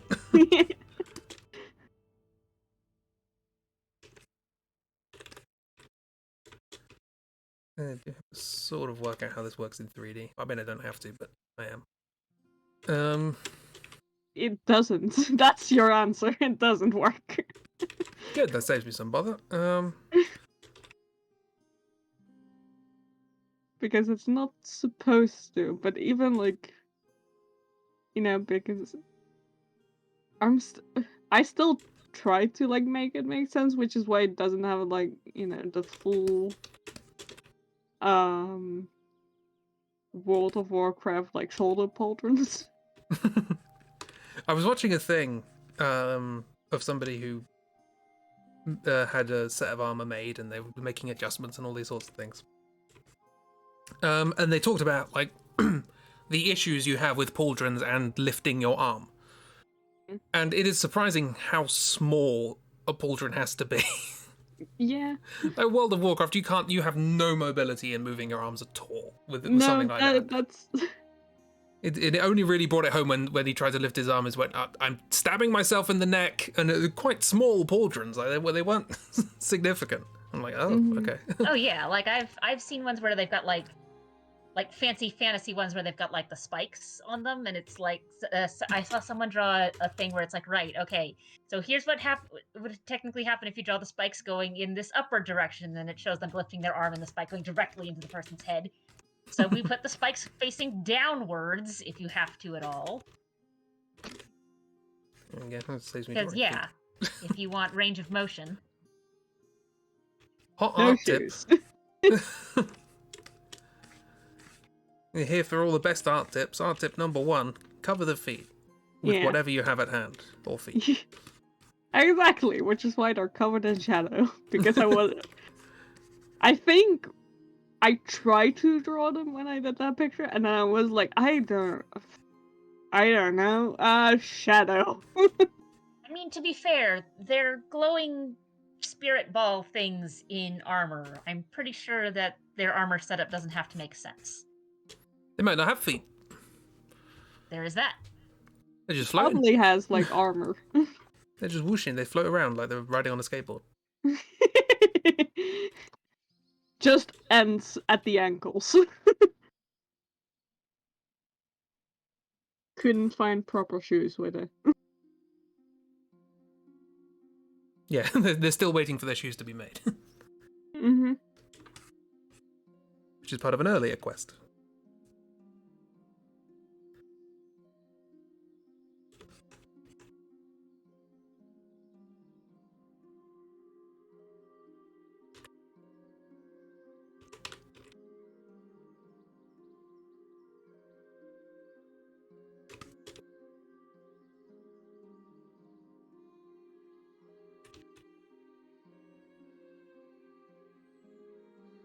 I also never actually sat down and looked at like references for the armor that we were really supposed to be doing for the Golden City. And I'm just like, here's medieval armor. Done. Yep. That's what you wanted, right? Mm-hmm. Put some circles on it or something, make it feel futuristic.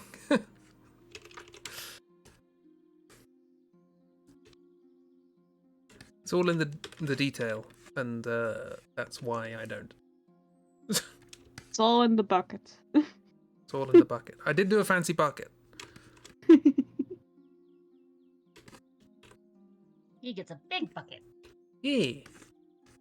Bucket boy can get a Yeah. fancy bucket. Part of their election campaign is that you have to find fancier buckets for Bucket Boy. Miss, didn't you design I did. a fancy bucket? I did. I think it's in the thing. There it is. Yeah, that was part of like some side quest thing of like, here, get this ultimate armor, and it's a bucket that's sitting on a stick. Yeah. I think it might be part of the main quest now. The overall reward is the legendary bucket helm, according to the description. So I guess they get that. I also like the idea that you give that to them, and the next time you see them, they're wearing it, but they've like drilled a smile into it. Yes. Well, they're the voice of the council now. Cannot be a voice without a mouth. Exactly. And if I have to have a mouth, it might as well be smiling. We're just trying to be a presentable face for the voice. Yes. I'm trying to work out like under what circumstances these are your only two options, and I think it's literally no one else wants the job. No.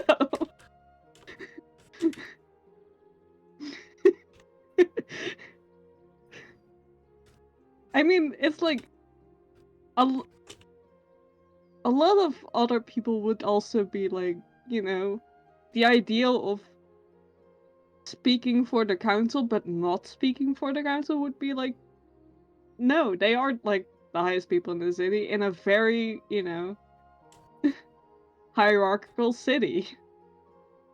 So even if they like never see them, it's like, we're no, not gonna happen. We like the status quo.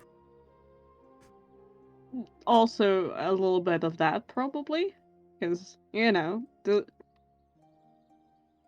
they're technically they have been flourishing under the council, under the Illuminants. Like nothing has really bad happened to the city. I mean, but also nothing's really happened to the city. no, period.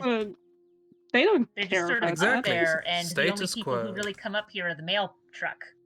Yeah, and they don't care that things aren't happening because why would they care?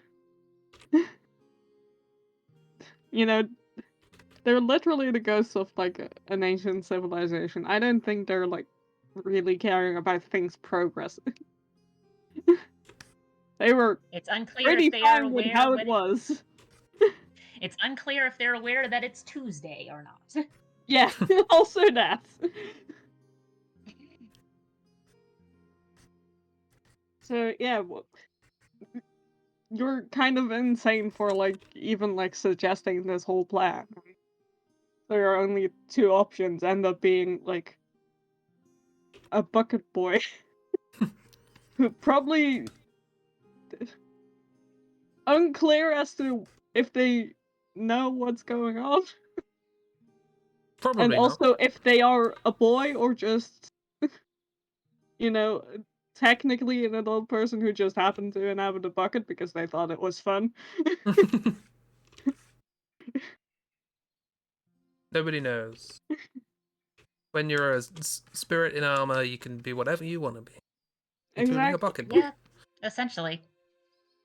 I mean, for all we know, at one point or another, you could have Bucket Boy be just the bucket.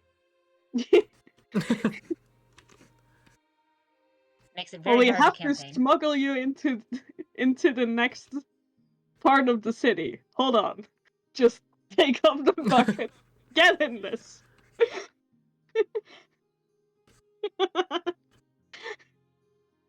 Leave the rest of the body behind. Just carrying a bucket. Yeah, like how? I guess you don't really need anything, right? I Yeah, guess. but it's just polite. You don't want him to have to completely strip himself. Yeah, I was just thinking of like how little can you how little constitutes a body, you know? Strip it down to the bucket, then down to the handle of the bucket, then down to the bolt that was holding the handle to the thing, like the bucket of Theseus. I mean, I guess the thing is that they are literally inside of it, so I guess it should be something you can get inside of. Yeah, I get. Yeah, it needs an interior. Yes. Like a hermit crab. Hermit crabs do have an interior. Meant more like the shell of the hermit crab. I mean, I'm sure the hermit crab has an interior as well. It's just that if you can get to the interior of the hermit crab, I'm sure the hermit crab isn't going to survive for very long. Well, I think my brother saved a hermit crab the other week.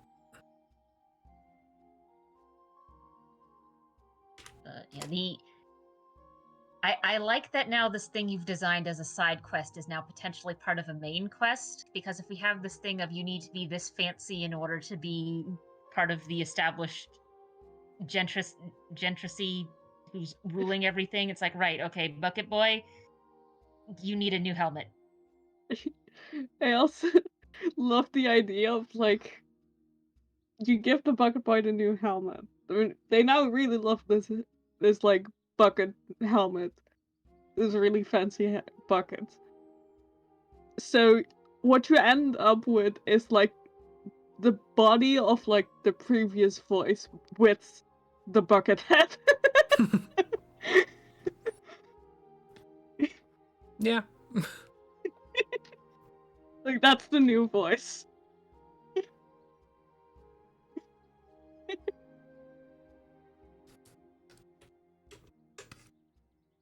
And no one asks questions because it's a very fancy bucket. Yeah, exactly. It would be rude to imply anything about it. Look at how fancy it is. It's so well decorated and clean.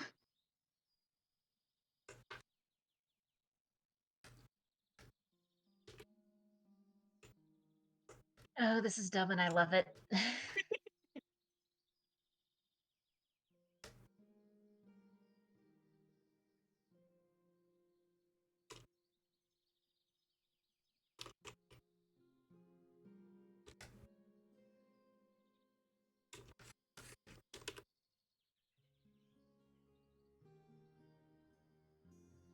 Of course, the question now becomes, are we going to have to replace the door as well, or can we convince them that, hey, maybe the illuminance isn't so great? I mean, they're probably fine. They're, there's a new voice. That's great. Yeah, they do they still get control over the door?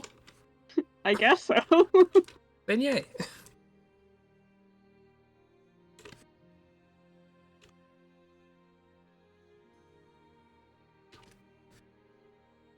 They get to keep their very important job.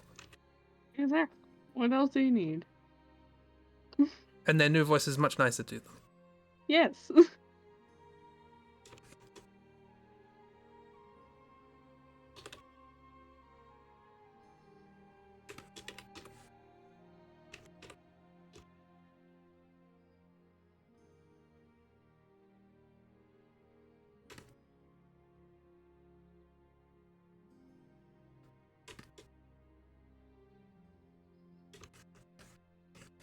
Yes, that's exactly what I had in mind.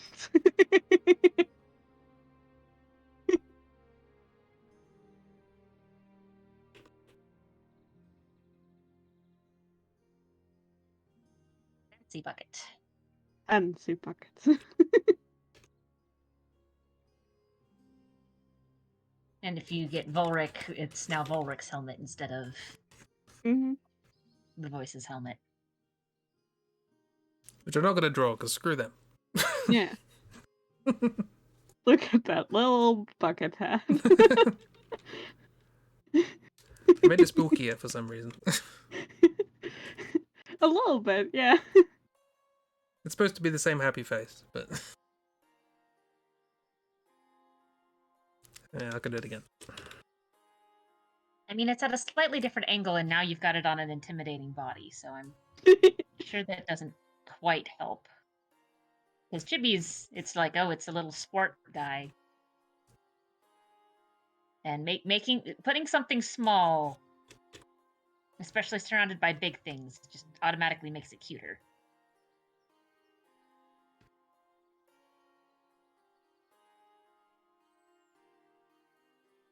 That's a little bit better. Maybe?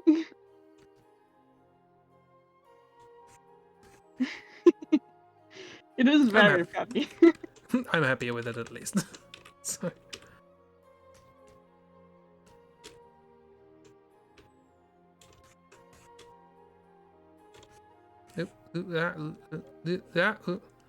Huh? Hey, Doc! What? Hi, We- Dart. We've made it so that you can make Volric the manager of the Golden City if you Yeah. are bad at making decisions. Volric is now the bad end of the Golden City. Or one of them, anyway.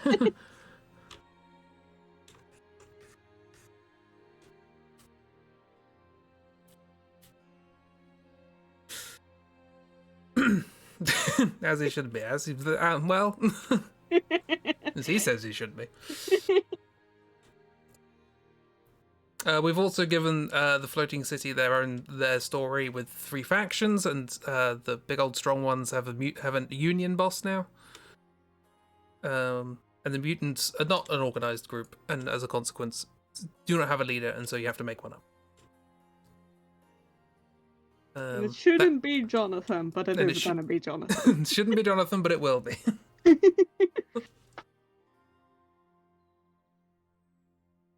But yeah, how are you? Good.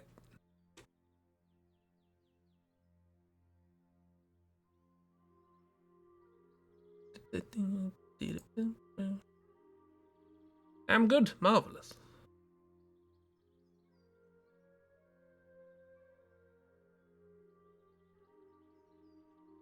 Been playing Pokemon all day. Marvelous. How's the dogs doing?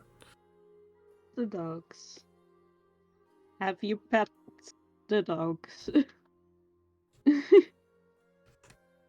If not, consider petting more dogs. Pet more dogs.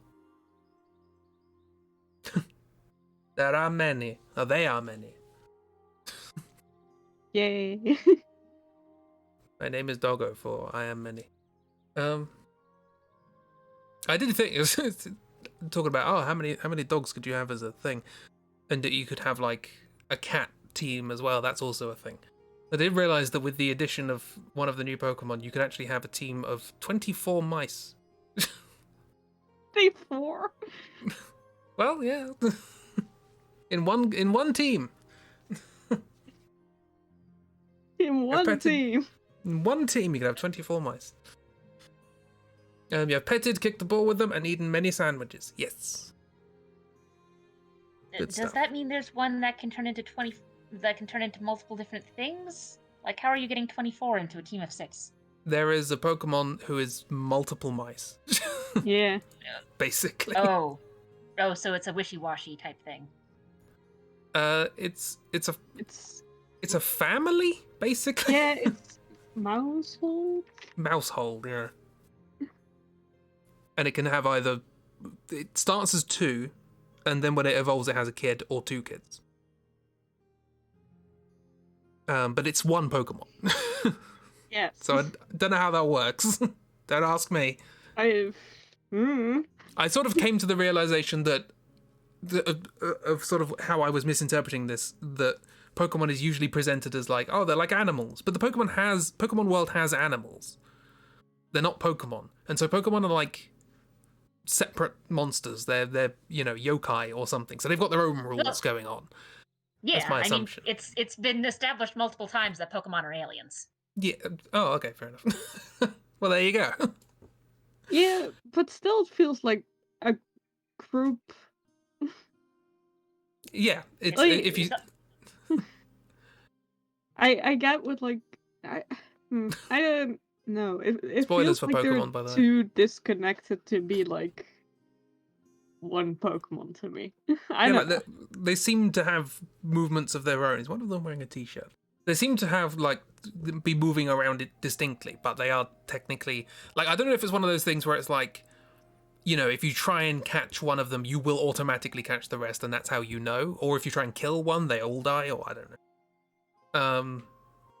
There's some sort of rule that says, oh, that's why they're all one.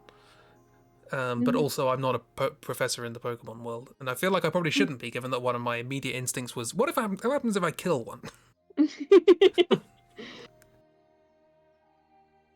I mean, But anyway, yeah. depending on the Pokemon, it might be the case if you kill one and then you do not see the next day. Is that a mouse mafia that's on your ass now? Also, the one in the front is it in the front? I What is the perspective in this picture? I don't think there is any. Are the ones in the middle jumping, and so they look like they're? This is weird. Maybe, probably. The MC Listen, Escher. The M stands for mouse. Pokemon Scarlet and Violet, well-polished game. Well polished game.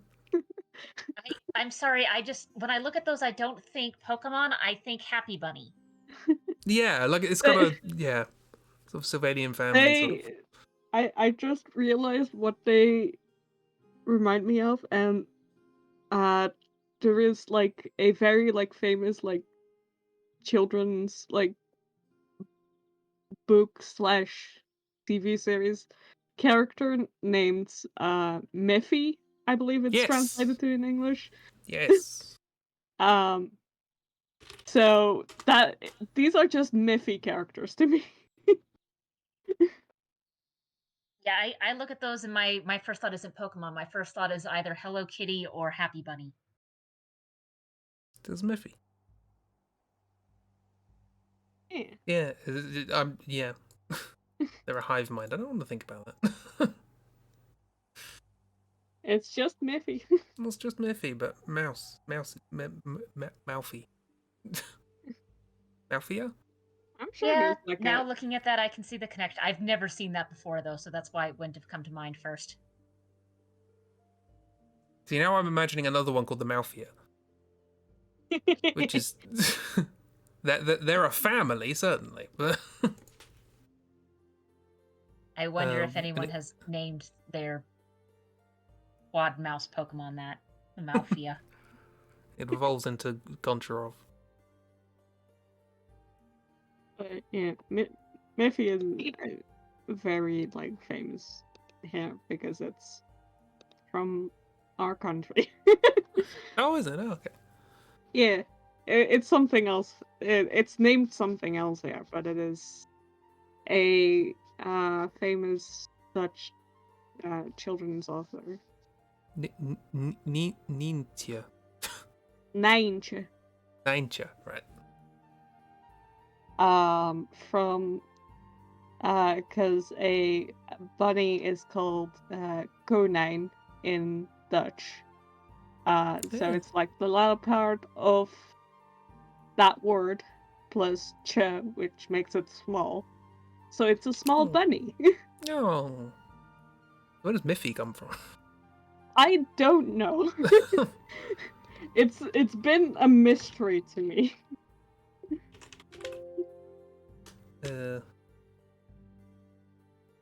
I don't know why it's named Miffy. Someone got miffed at it? I don't know. Yes, so Dark, the thing that So, with the Golden City, what we've established is that, okay, the people who run the Golden City are this council called the Illuminants, or just the council if you don't particularly care about just kissing their asses. But no one sees the Illuminants because everyone else is beneath them, so they just sort of stay in their own areas. And the Solaire type character that should be designed is one of their attendants, one of the others being the door master. But the Solaire character is like their voice to the people. Like, this is the one that actually goes out and like, right, the Illuminants want this, and this is the person that you're dealing with more directly.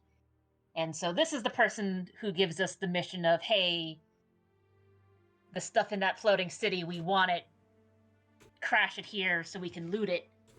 And if you decide, hey, actually, we don't want to do that, we can replace the Illuminants. The voice of the Illuminant. Yeah, we can replace the voice of the Illuminants with one of two options because no one else wants the job. And one person wants the job because he's an asshole. And the other person wants the job because he's a precious boy and has no idea what he's getting into. You know, the best choices for a new government. Yeah. The idea being that the Illuminants don't have any real contact with the world themselves. They just sort of do it all vicariously through the voice. And so you could just replace the voice with somebody who just does something else and tells the Illuminants, yeah, it's going great. Sort of reverse Wormtongue, I guess.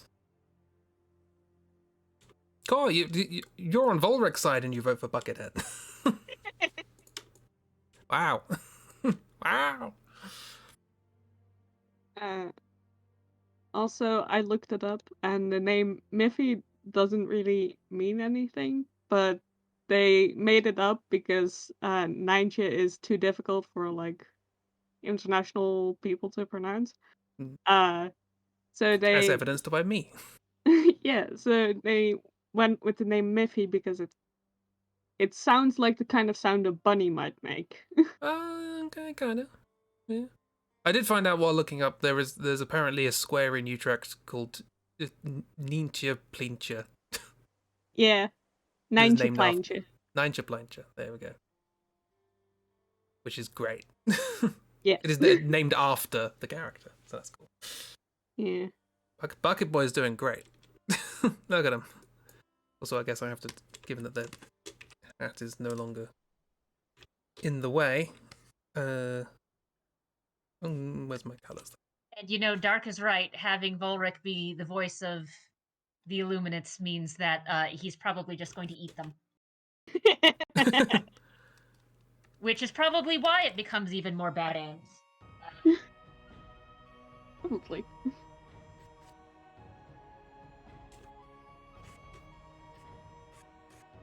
There we go. We no longer have a convenient Ornstein hair, so I have to draw the rest of the back thing. Oh no, not the convenient Orstein hair. Volrek the Council. The Illuminants. The clouds part, and the statues are all Volrek's head now.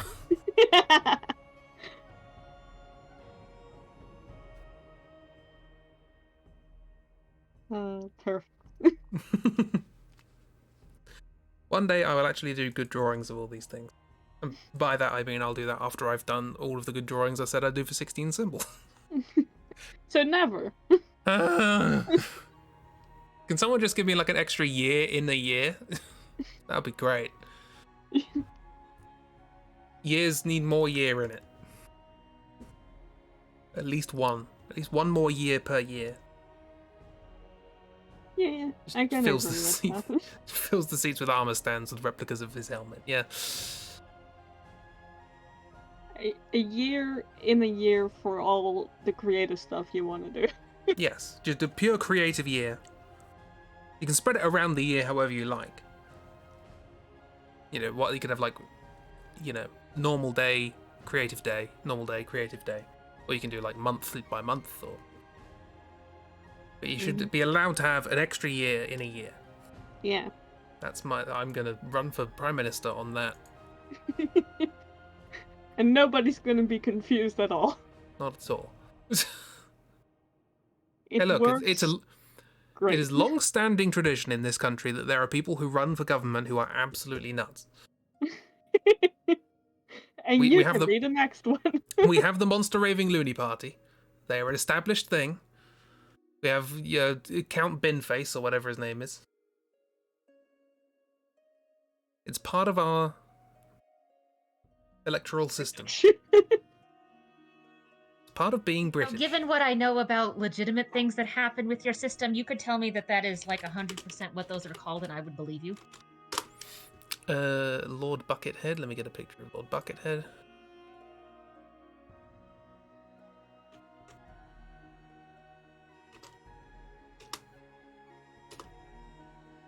There's Lord Buckethead.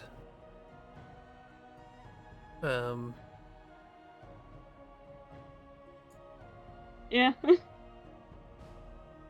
Sure. Stood for election many times.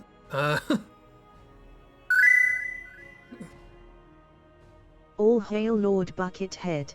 All I mean, hail I Lord can't Bucket. talk. Here in the United States, we have an older gentleman who puts a shoe on his head who runs for election regularly. But I think that's one part, like, political commentary activism. I whatever. did find this picture. Is this to whom you refer? My keyboard is just broken today.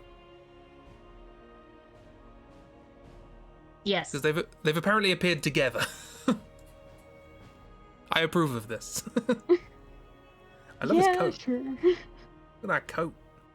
He looks like a Time Lord. I wanted to be in Doctor Who.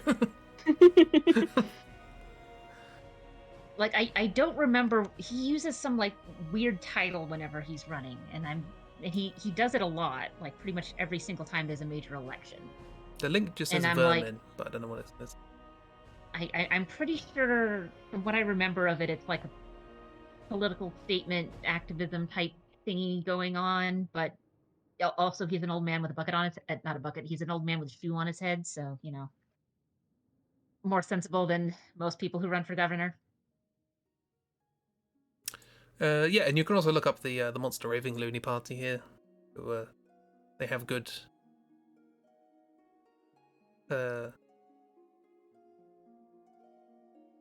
They stand for good things.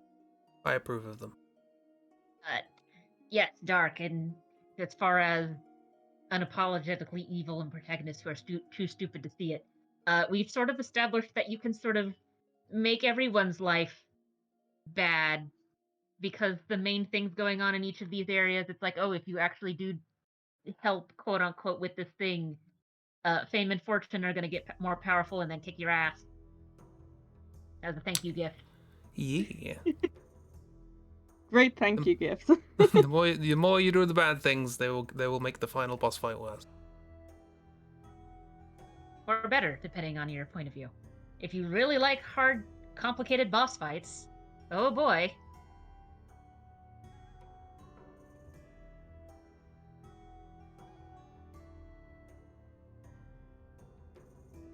Well, I can't find any good references on. The Wikipedia is really bad at recording the very important and very sensible Monster Raving Loony Party manifestos. But they're entertaining, I recommend. See, that's funny to me because there's now a Wikipedia page for Goncharov. Well, of course. Goncharov has more works of fanfiction than Avatar does. Yeah, but that's AO3. I'm saying on Wikipedia itself, there is a page for Goncharov. Well, you know, most stories made by a person into a thing get Wikipedia pages. Why can't a story made by lots of people? Yeah.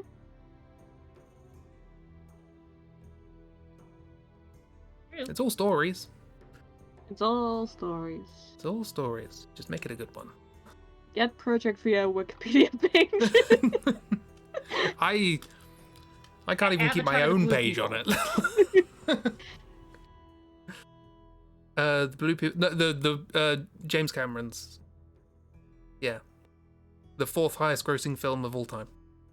Yeah, and it's got less than 350 works of fiction on AO3. No one cares about it. Yeah. Why are they making 7 sequels? I don't know. Because it's Meanwhile, a Goncharov currently has over 500. Ooh. That's just there, apparently. Uh-huh. I was anticipating that arriving manually, but it just did it automatically. Well, the wheels are up, by the way. Oh yay. But yeah, Avatar was a spectacle. I didn't watch it. I knew a lot of people around me watched it. But I've never heard anything about it since.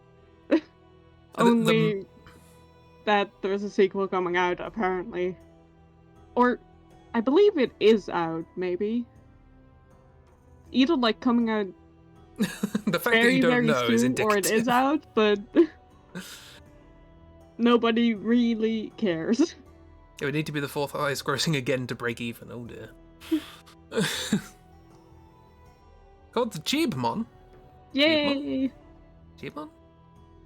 I think he uses it's Strudel. The little mold teeth, green the eye little thing. guy. The little tiny one. Anyway, I'm gonna spin Golden wheels. teeth. Spin! Oh boy. Wheels, they are spinning. Doc gets the world. Characters! We need more of those. More characters. More characters! Oh, the one with the hammer. That isn't a mod. Oh, that one. That could also be.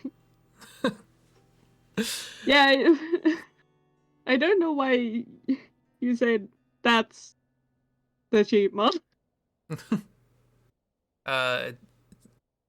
Small and it hits things, presumably in shins.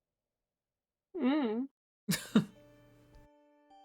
Maybe. You need a knife, really, right? Yeah. But I think a Pokemon with a knife is going too far for the Pokemon company. Well, if it's good enough for a Tonberry, it should be good enough for Pokemon. There is a Tomber- Pokemon that is literally a sword. In fact, there's 3. Yeah, well, kind of 4, kind of. The middle one is 2. The middle one is There's 2 another swords, couple which is a that bit weird. have sword blades for hands. So Yeah, Scyther. Sharp, Hornyard. Not the evolution. Not, we're ignoring that. That That's one got a doesn't sword. exist. That's got a sword impaled in its head. Not counting that. Legendary has 2 sword arms. Nice. Kabuto. No, Kabutops, sorry.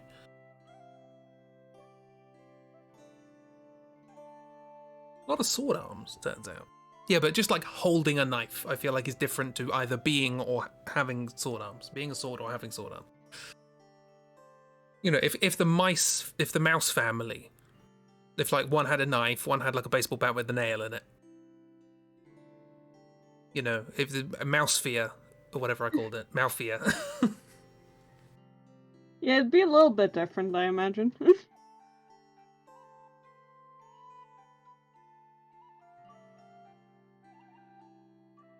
Yeah, thank you, Ragdoll. So yeah, I should probably read it out. Yeah, Christy has the viaduct, the characters in the viaduct. Make those the evil merchants. Ragdoll has caves. Perhaps has the floating city. Lewis has the harbor. Kira gets wizard nonsense. Oobs gets the abyss. Everybody can do the golden city, so we can all make the illuminants, even though we never see them.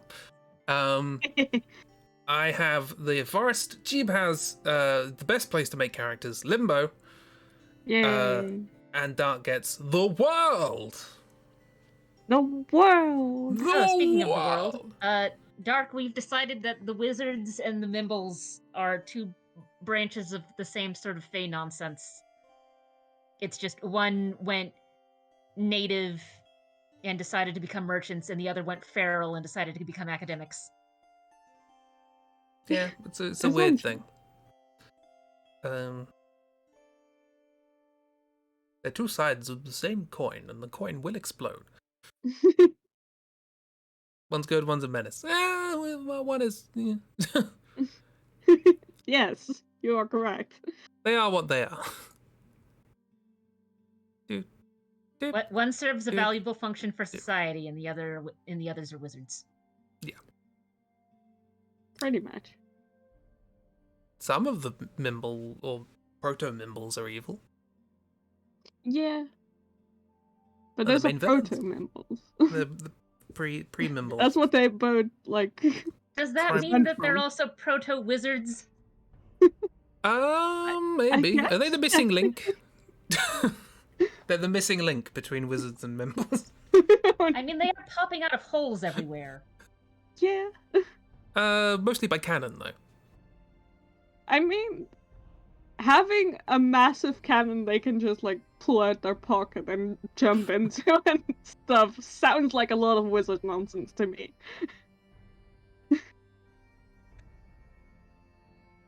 After reading the utter nonsense that is maths, you see why Ragdoll made the wizard. Yeah. Feral academics. I will send you a copy of my PhD thesis. That is a promise and a threat. Yeah. I backed it up today, so I know exactly where it is. God, I never made a full thesis for my master's degree. We sort of ran out of steam, but I do still think I have a copy of the one proof that we made. Ooh. We managed to make a proof for one case, and then after that we just kind of went, well, fuck, this is getting more complicated than we expected. Yeah, pretty much. And I had to prove it by induction, because that was the only thing that would really work.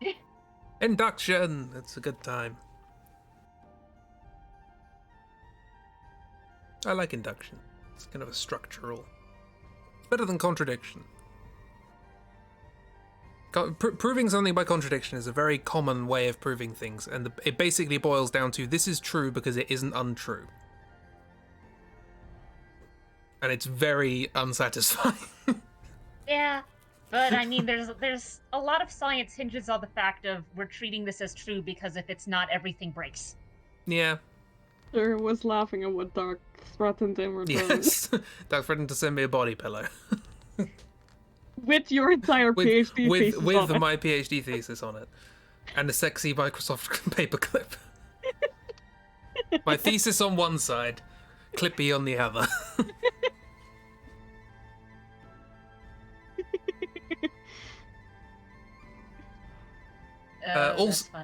Also, as somebody who has who watches a Twitch channel, who they had a channel point redeem of read a chapter of My Immortal.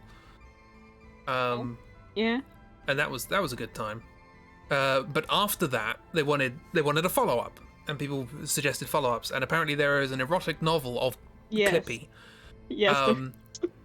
I would just like to take this opportunity to say, don't read that. Really, don't read that. I wasn't planning on it.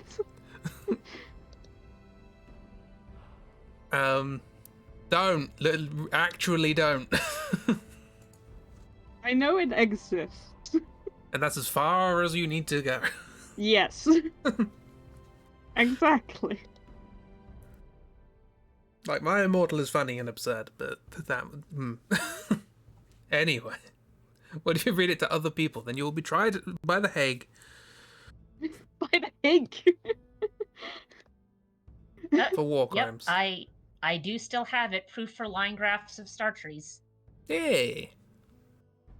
It's Star trees. It's Christmas. It's 3 pages, most of it being equations to establish the induction. Yeah.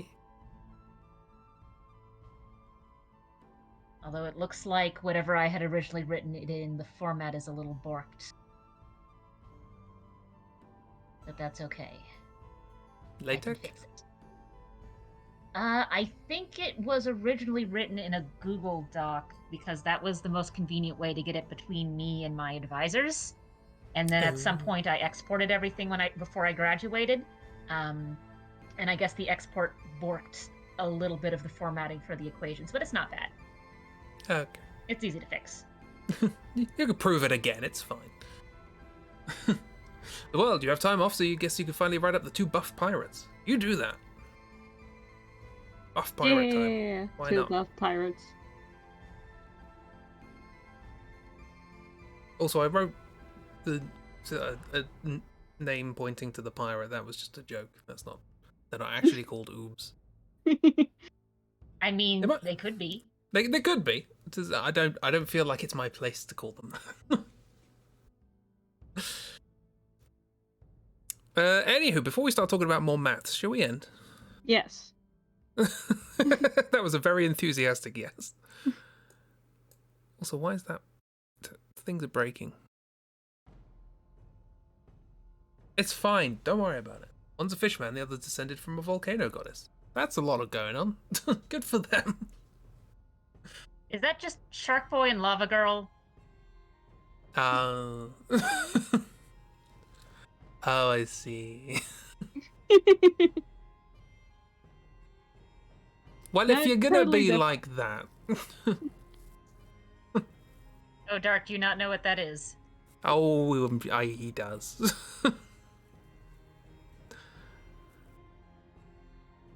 Nope. I hold up the doubt card. I don't, because I had no idea what Shark Boy and Lava Girl was until the Really? internet. Well, yeah, but Dark's on the internet, so... Yeah, but Dark is less on the internet than I am, I believe. Dark is older. He's an old man.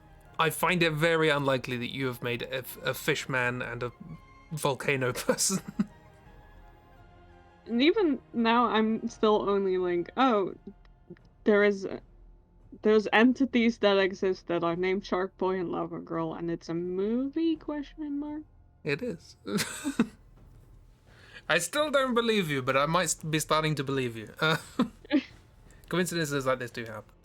Oh, it's water and lava. It was a 3D 3D. sort of kids action movie out around the same time as the Spy Kids movies. About it was in this 3D. kid. I think at the start of this, it's established that these are sort of characters that he came up with in his imagination, and then everything just sort of becomes real because that's what happens in kids' movies. And so we've now got the adventures of these characters he's made up of Shark Boy and Lava Girl, where I think Shark Boy was like raised by sharks and has all of this weird tech stuff that allows him to do shark things, and Lava Girl is like a sentient volcano type thing, and they're like superheroes needing to save the world or something.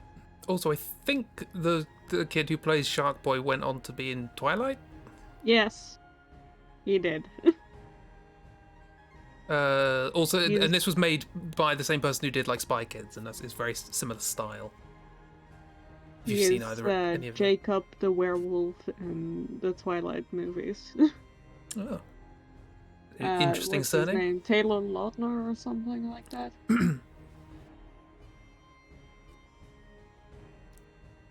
Stop watching TV a good bit before that so you didn't see adverts for a good few. Well, and yes, there's a thing called Shark Congratulations, Boy and Dark, Lava you Girl. have accidentally reinvented Shark Boy and Lava Girl. I mean, to be fair, we don't know the... you know, there was a volcano goddess, but the other one might not be Lava Girl.